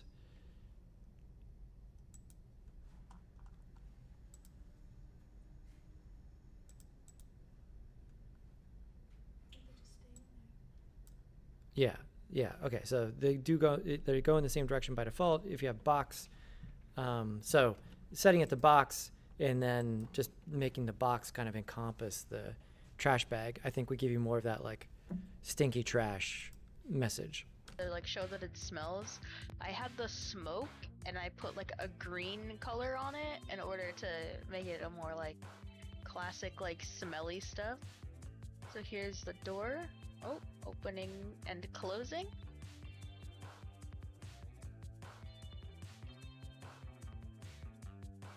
It's the other trash bag.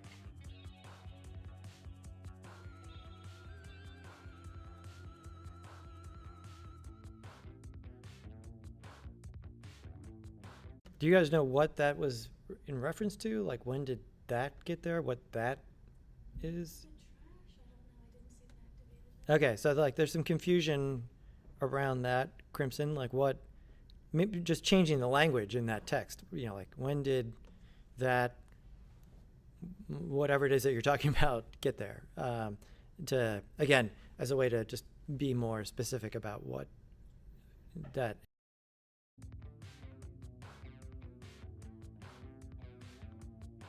And then the final trash bag. And then you go and throw your trash away.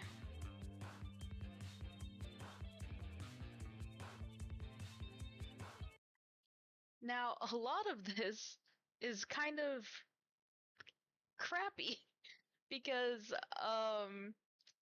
Okay, well, at least you didn't start off with that. So, okay. Maybe like, here's some things I think I could improve. first of all, the camera thing, the separate camera, I have it on here, but it won't work the way it's supposed to, so I had to turn it off because it would keep like just randomly doing it, or like I couldn't figure out what the exact trigger was, because if I have the trigger, you can see the little, you zoom out a bit, you can see the area of effect is only in like the kitchen,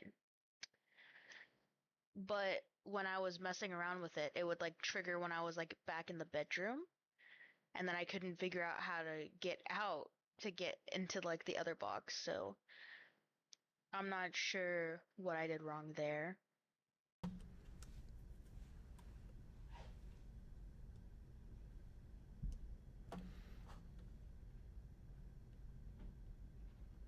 I mean, you want to explicitly turn that off, so this ended up with no function there. That's the only thing I can visually tell here without seeing it work, because it looks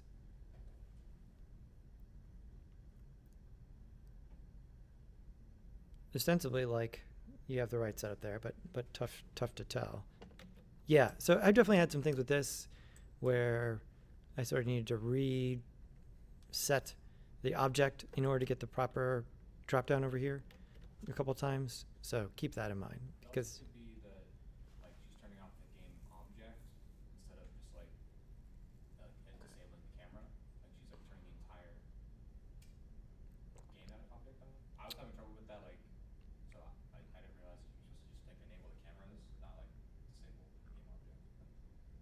oh, I mean, Like what happened to me was like I like would have, I had all the cameras on, but then like I don't know, it was just weird. That's, I don't know, maybe that's something.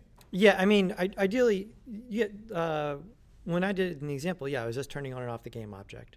But having it, if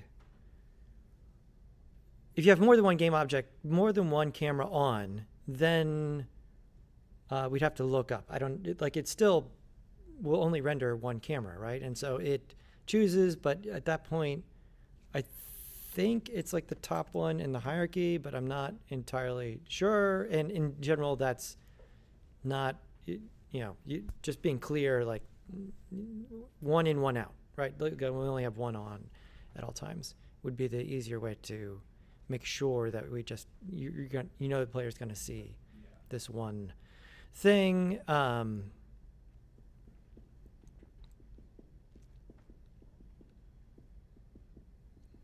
Yeah, another camera manager script. Want to check again in like an orthographic view the bounds of the trigger, because it might look right, but it does kind of look here like maybe the trigger box might be a little bit strangely situated. Yep, exactly. I mean, that's anytime I'm not, is this where I think it is? That's, you should be entering orthographic zone at that point so that you can tell exactly where things are, as opposed to, especially because you got this really low camera there with the ball. So Sound effects. Couldn't get the sound effects to work still. The 3D sound effects, the one for the phone, because I have a phone ringing. You can see it, phone ring.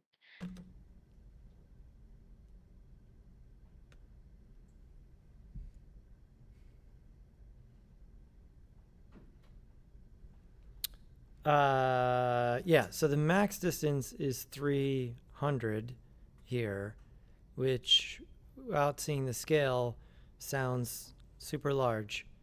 So yeah, this red line represents the volume of the sound effect, right? And your distance to it. And so yeah, setting it to 300 may make that too far off. Let me see, is this?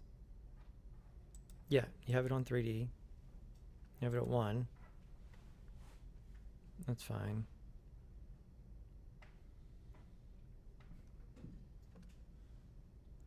Is this at 1 by default? I didn't think it was, the reverb zone mix thing.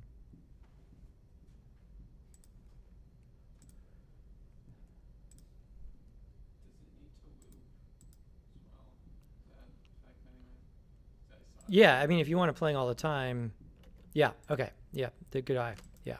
So, yeah, because the sound effect is probably just bring, bring, bring, and that's it. And so, yeah, exactly. Gavin's right. You gotta, for this one, that's almost certainly the problem there. Right there. I had a Yates that was supposed to play when you go in here. Didn't work. My clock ticking still doesn't work. Where it's my ambiance. Okay, well now it looks really small. I swear it wasn't that small before. I had... Yeah, so perhaps you're doing something up here in the transform. I'm actually not even certain.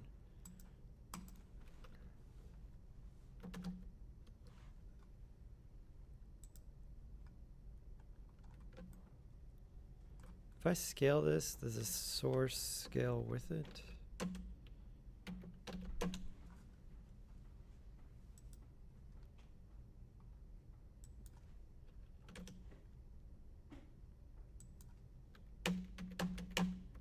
No. Okay, well that's important information to take note of, is that scaling the transform does not scale the sound settings.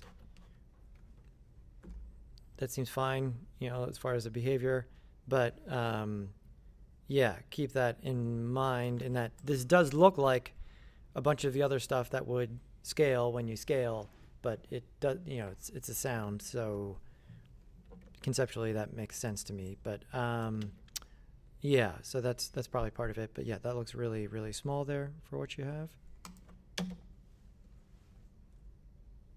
This at like 30, so you can see the actual radius. But even then, even with that edited, won't work. Okay, so there, yeah, if what we're seeing here, it's tough to tell whether there's, I mean, that must be the small one, that must be the large one. So at 30, right, the way that this works is that at this outer edge, that's where you are on this curve, right? And so in this case, like you may be getting what looks like close to it, but you would actually be at this point on the volume curve there, right? So it may just not be hearing it. In this case, you do have this one looping, so that's correct. And so, yeah, moving this over here so that it's more of that kind of graph would mean that more of the time that you're close to it, you would be hearing it at max volume. Door opening and closing, sound would work. And so that was a real pain.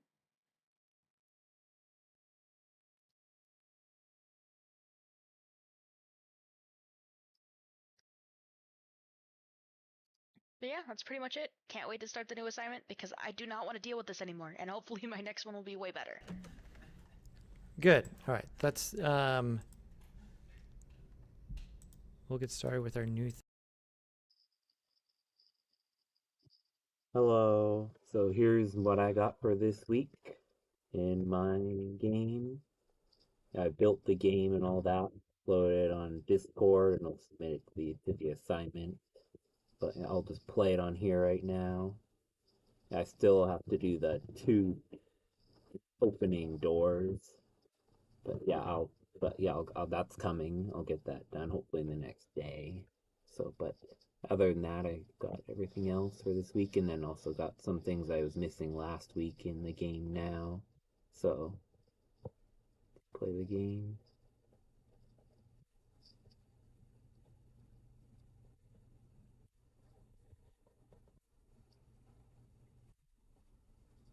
Right.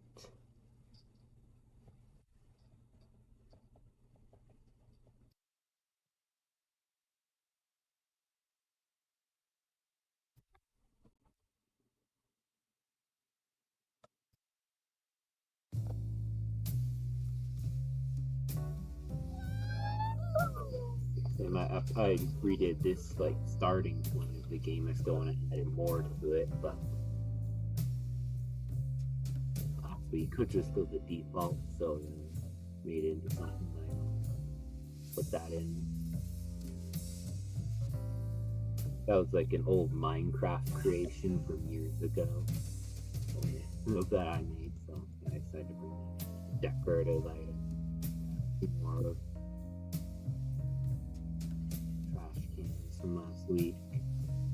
Collecting the pots, as you can see. So,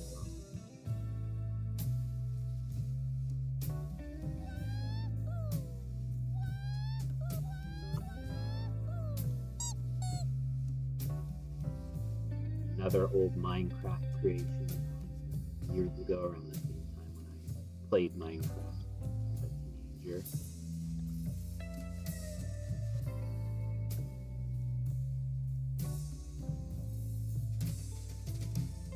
Hallway.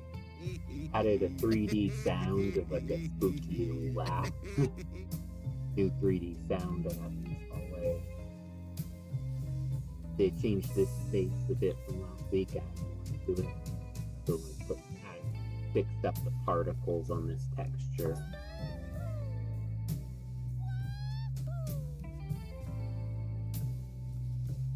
Like the new particle package I downloaded from this week, put all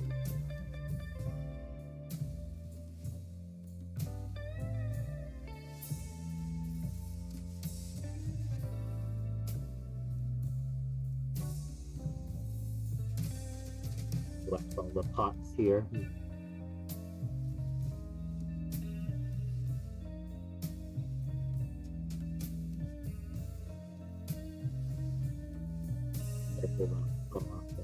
To start over. Video long.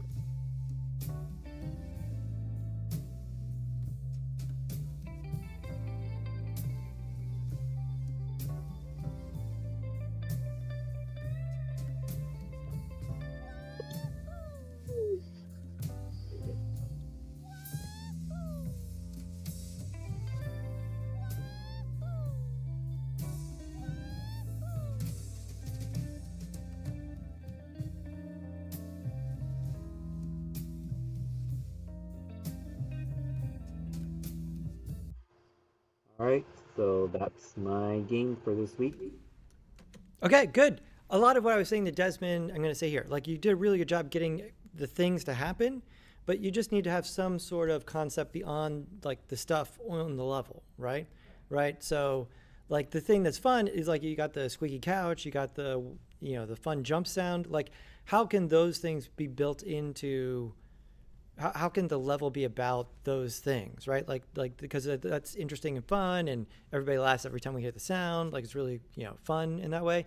But then we're just rolling around collecting pots, and a lot of the animation seems really clunky, right? Like the cups are still flying around. Everything's way too fast, right?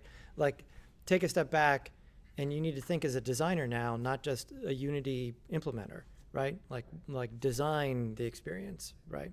So, but yeah, good job. You got everything functioning. You got a bunch of the pots in there, but like, why pots, right? Or maybe it's not pots. Maybe it's something that, you know, speaks to like the fun jump sound effect more, right? Like that's like the most memorable part of it. How can that, you know, interact more? How can the experience be more about that at every level? So think about that for the, you know, for, you know, cleaning this up for the next time. Cool. Awesome. Hey, this is Jack with AVC 200, and this is going to be taking a look at my Rolling Ball expansion. This is my game. It's called The Painter's Dilemma. The dilemma being to paint or not to paint. Yeah, so I did have a question. When I originally implemented the painting feature, I really wanted it to be something that could like get you through like one of these levels. I didn't know a good way to like track like tiles that are painted or like something like that. So I'm curious if there is like an easy way to do that. Like just like, is this color add value, and then, you know, kind of like the collection system, but have it set on the floor.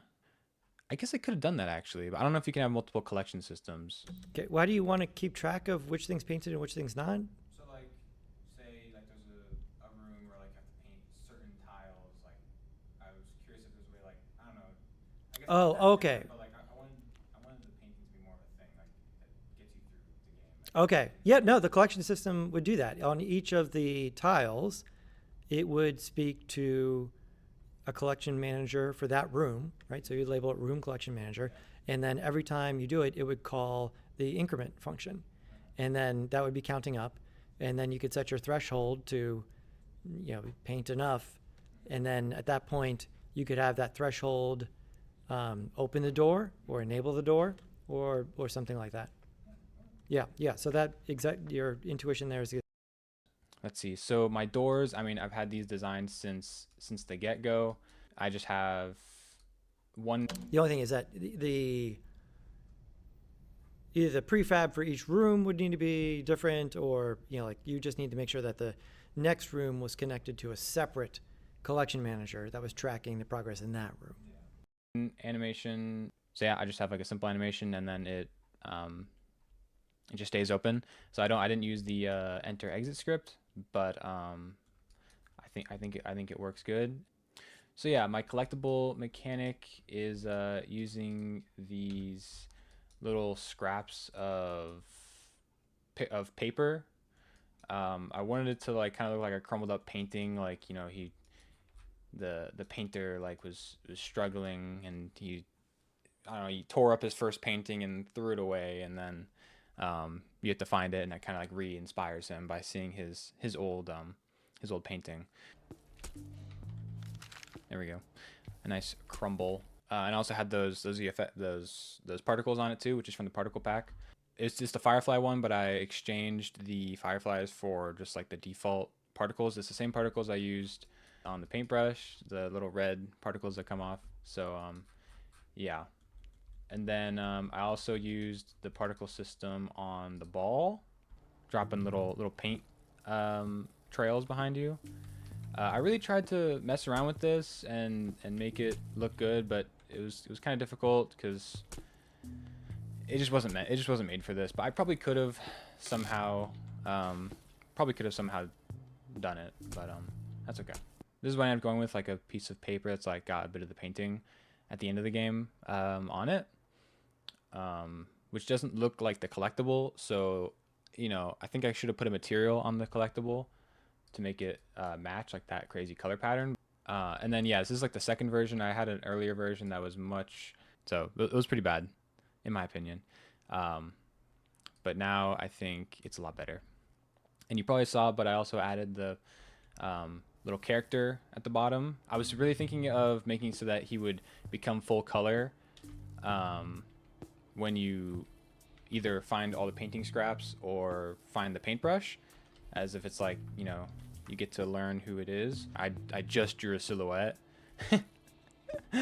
So there is no full color version, but the problem I have right now is that there's not much of an ending, kind of like it just kind of ends, it just kind of stops. So it'd be nice to like see the guy in full color, and you could, I don't know, feel like you inspired him. Yeah, that's my game. So thank you, and yeah, looks awesome.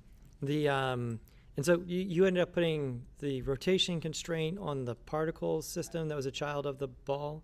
I just added like a random empty to just act as the rotation constraint. Mm-hmm. And then so like when it's really funny in editor mode, like the empty is like flying around while you're moving, but you don't see it because it's an empty. Mm-hmm. It's like, yeah. Okay. Yeah. That was the best way, but I don't know. Yeah. Just putting it in world space would solve that problem, and then. Yeah, I mean, the painting visual mechanic of it is like super satisfying, and everyone has said as much. I'm trying to think if there's a way. Yeah, I mean, I don't think that would be terribly complicated to have the color of the paint particle system change based on the most recent material.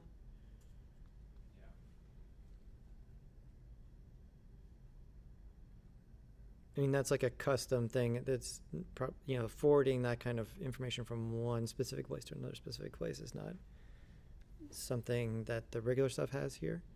But yeah, I think your intuition about the crumpled up collectible, without something more calling attention to it, having that be the other thing that's not colored by default in each space would, I think, draw the player to it.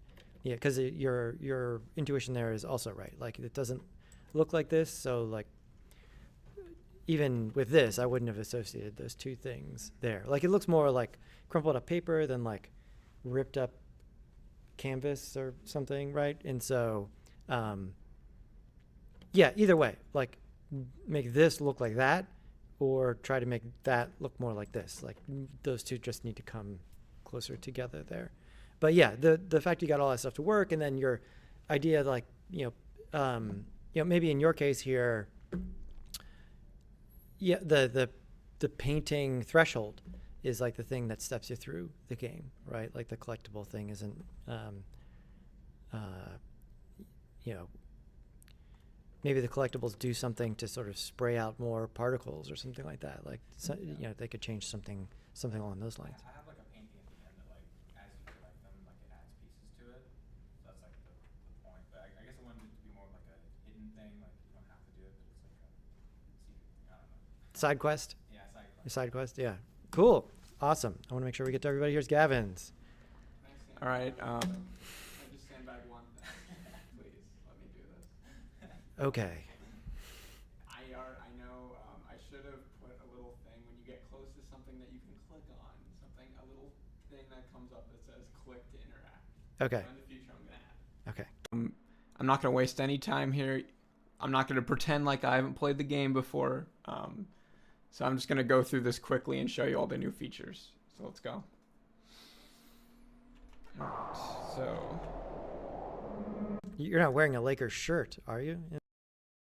starting off, we got, first of all, I did check if that scale on the Lakers logo is correct. It is. So it just looks kind of weird, I guess, from the other angles. But yeah, when you go on the mat, one of the biggest changes is I changed the font for a lot of the text in the game to match all together. And then I also added an overlay. So as you can see here, I added a nice overlay behind the text so it doesn't get lost on the screen as much.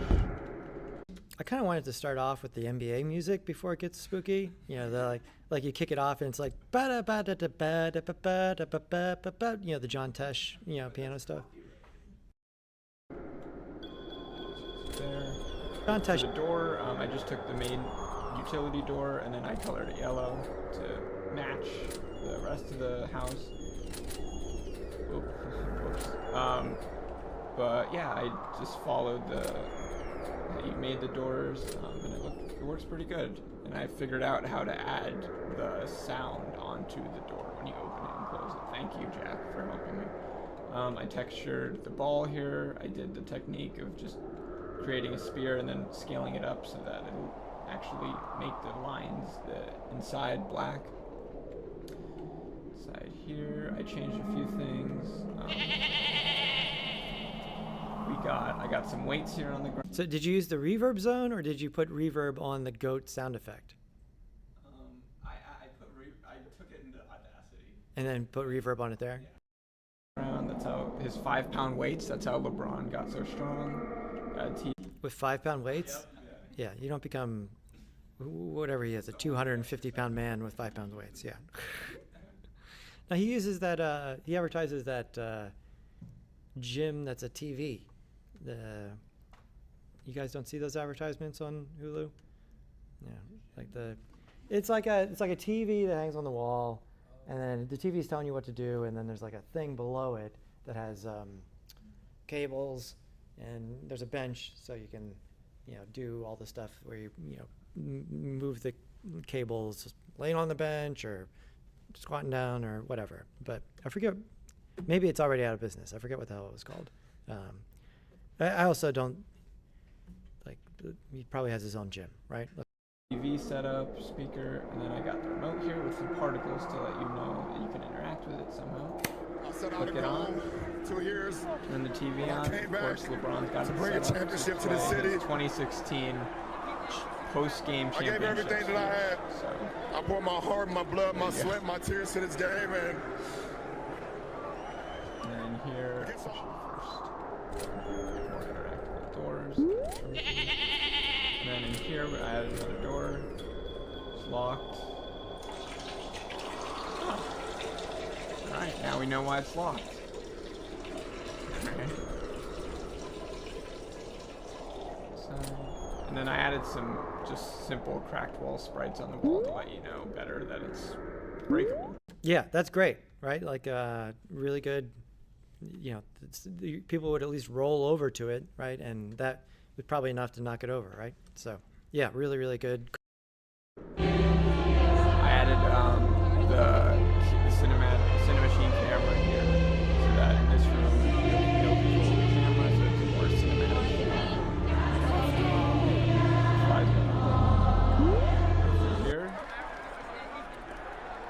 I added a lot of stuff here. I added a lot of particles in here. Fire, different size fires. And also just like a weird gaseous thing here to make the shot more intense and strange and kind of hellish.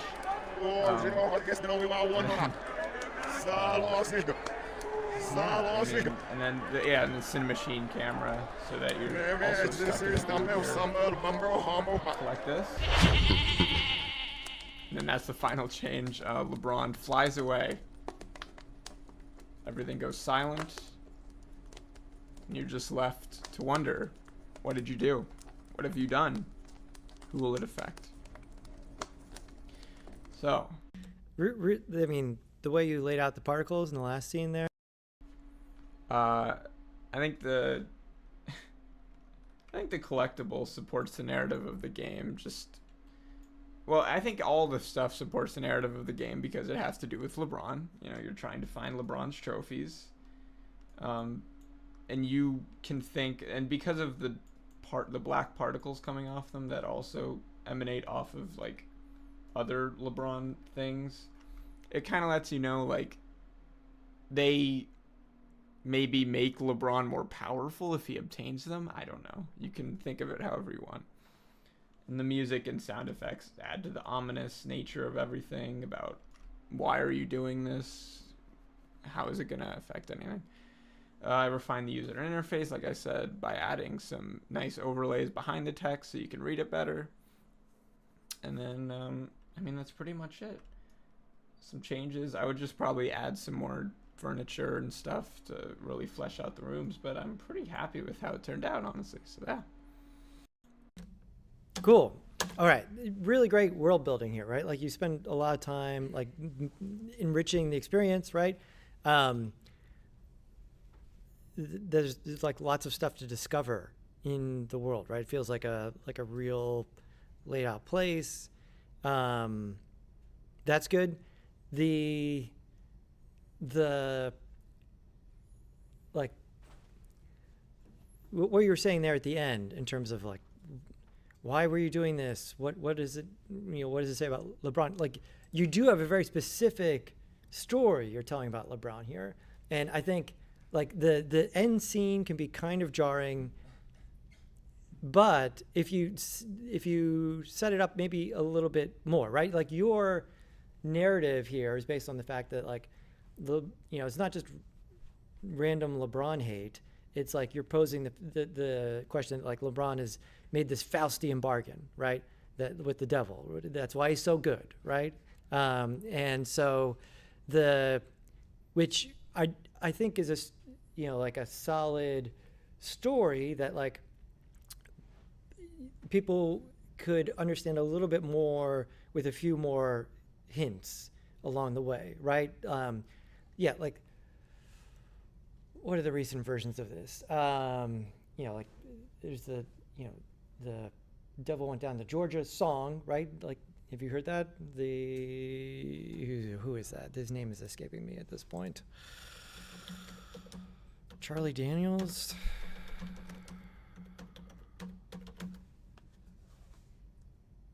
Charlie Daniels Band. Listen to that song.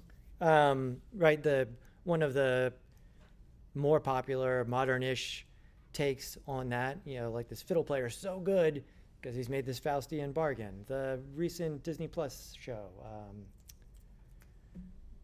the Ironheart, right? Like that's essentially another version of that sort of thing, right? And so like something more at the beginning that sort of like sets up the question for the player, like why is he so good, and then if there are just a little more sprinklings of this, the idea that you have contracts, flames, like little hints, throughout the thing, I think would make the message that you're trying to send at the end a little bit clearer, right? As opposed to it just being like dislike for a celebrity, right? Like you do have something specific you're saying here that like he's made this Faustian bargain, right? And I'm not sure that comes through at the very end, right? Whereas with just a little bit extra here along the way, you could set it up as that kind of clearly communicate what you're communicating right here, right? You're not just saying like, I don't like LeBron. You're saying another more sophisticated, very specific thing, right? In terms of like, he made this Faustian bargain, and like, there's all sorts of different versions of this. The Futurama episode is a really good modern version of this in terms of it's all robots or something. I can't quite remember, but the robot devil in there. But yeah, like with the angel and the devil on each corner of his shoulder or whatever, like stuff like that, where like, it's clearly where you're making it clearer that you don't just not like LeBron, you don't, that you're saying something more sophisticated than that here, right? Because you put a lot of work into it, and I wouldn't want it to be misconstrued there as just sort of like general dislike for a celebrity for no reason. There's a lot of people doing that on the internet, but you're trying to say something more specific there, right? I think. Right. And I think that is not quite coming through yet, right? Right. Where I mean, I can read it the way that you're talking about it, but I'm not sure without all of our conversations and without seeing it progress along the way, whether or not if I came in cold, whether I would interpret it as that or like, wow, this person really does not like LeBron James, you know, like, and so, yeah, because he's a public figure and everything else, like trying to be more specific about what it is you're saying about him. And like the idea of, you know, setting it up as a story about, you know, this timeless archetype of stories about, you know, like, this, you know, Faustian bargain with the devil. I think that would be take it to the next level in terms of sophistication, because you put a lot of work into it already. I have one last comment to say. Yes. In regards to the trash can controversy, I did know you could get soft locked in there. And I purposefully left it in, but I will change it. But it was kind of a test. Okay. To see like if you can restrain yourself from jumping into the trash can. Okay. Well, I'm just glad that we're all engaging with the games now, that we can have controversies about the games. So, yeah. I missed a lot of the Discord conversation because I'm not reading it after 10:30 on Tuesday nights. So, you know, FYI. But I'll look at it later. Hello, good morning, everybody. Hope you're having a good day so far. Questions? Yeah, we have a lot to talk about. 3 minutes. Let's do this. My first question would be how to change the placeholder text, because I made this in Illustrator with red, and if I change the text down here to this color, as I want it to be, because the coins are, you know, I want the coins to be the same color so it matches, it changes every placeholder text, because I made a couple different ones. This is for the number, this is for other world objects, and then I wanted this to be different too, but as soon as you change the color, it changes all of them. So is there a way to separate that?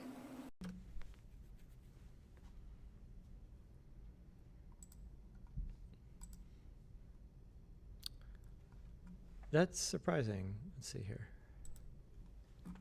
Because these, they're two different fonts.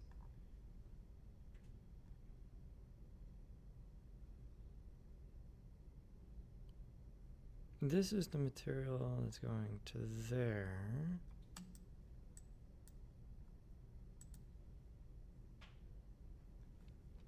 These both have that on it. So I go to play. They're different fonts, so they're using different materials, looks like.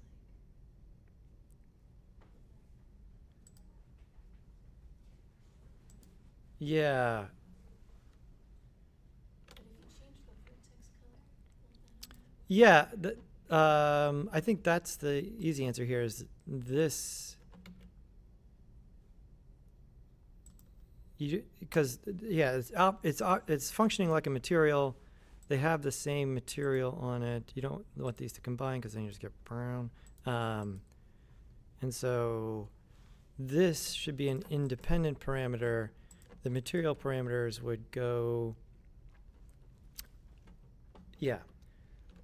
So change the color here is the short answer. The long answer is that they're all the Text Mesh Pros are using the same shader, and you're changing, just like with the material, if you change the material, every object that has the material in it changes. And so but where does this material even get applied? It's not in.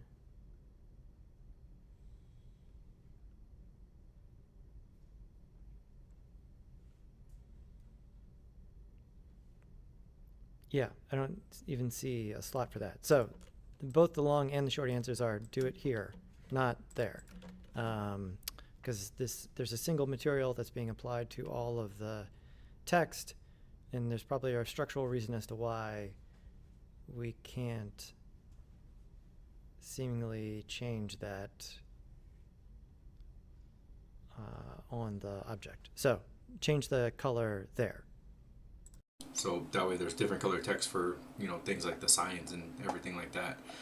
And then my game kind of glitches a little bit when you activate everything. So my other question would be, would it be easier to like daisy chain the collectible so when you collect one it turns on the other and it continues on? Because mine it like changes the music, it pops in all 5 of the coins, and there's like a little bit of a stutter on the game, so maybe it's too much for that one instance. Other than that, my door design, I had to fix it because it was trapping people. I knew that it was kind of there, and I should have fixed it at the time, but I didn't because I knew about it. But I have it to where it opens up all the way back, and then just keyframed it to where that it looked like it was opening on a hinge. There is kind of some little stutter step, but it works. Can't really tell unless you're looking at it like this. The collectibles I used and made in Blender. I put a particle system on them, just to kind of like, so they were noticeable. They do have a animation as well, and they have the Sonic the Hedgehog coin collection sound, because I couldn't really find another one that would like go with Spider-Man without actually using like voiceovers and stuff like that. So that's just what I did. And as far as the particle system, the one that we downloaded, it seems like a thwip or a twip would be a good one here, right? Like the quintessential Spider-Man. Did use this one for the end of the game. So when you hit the table, it kind of does like a whole explosion and everything. I thought that was pretty cool. Way better than the other particle system I was using. And then I used the fireflies to show where the interactable object was to open the door. But yeah, that's pretty much it. I didn't change anything on the user interface. I tightened up the camera a little bit, raised it up so it's easier to see when you're moving around. But other than that, that was the game I made. So. Okay, awesome.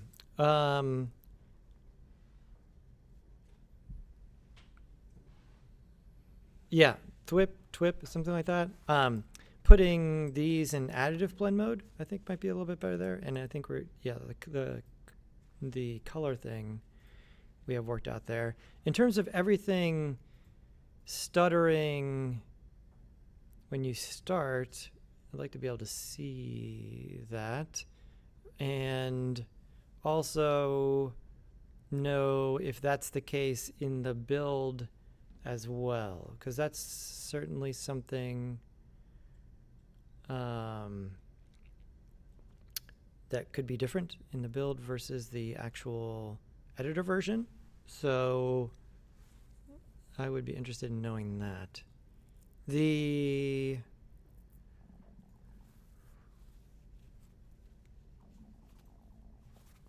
Yeah, turning a bunch of things on and off at the same time. Essentially, everything is happening per frame.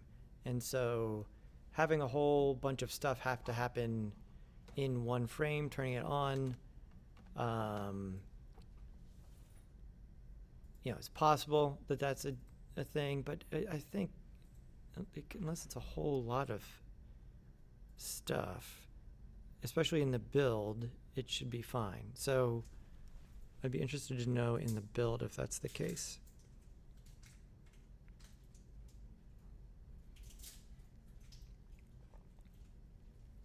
Spreading things out over multiple frames is the technical way that you would achieve that, but we don't really. The event system as it's set up now is not doing that. We'd have to think about it. So camera manager to keep one camera on at a time would be something, and the other ones. Okay. Did I miss anybody?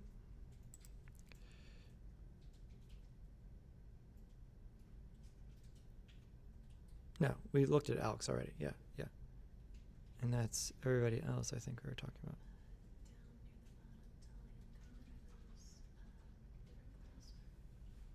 Oh, down here? Yeah, that's from a different class, yeah. Just these top ones are the ones I just downloaded. Let me just make sure I didn't miss anybody over here.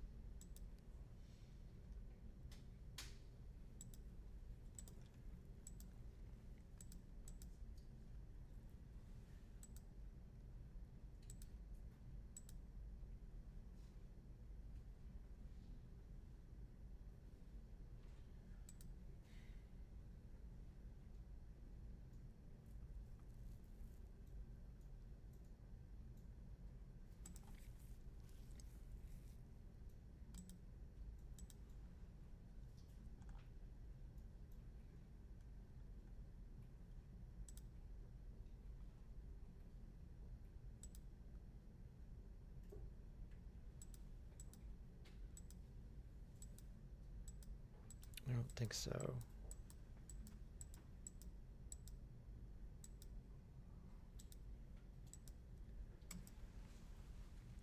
Okay, great.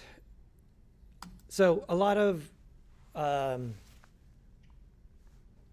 yeah, I have a break after this. I'll put everything up. So next week, I'll give everybody a little bit more time on their video. Maybe not 8 minutes, because that's still a lot if we get through it, but maybe 6.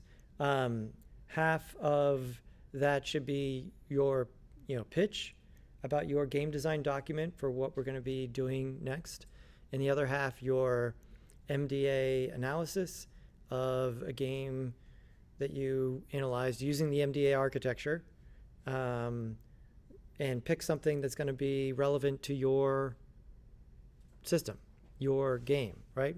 That is part of this that you want to incorporate there. And then we'll get started with that process, and I'll show you the, we'll have a new, fresh starting template. Yeah, the same building block scripts, but I have a bunch of other stuff I built into the system, so I can sort of see where all that is at on Monday. Does it make sense for everybody?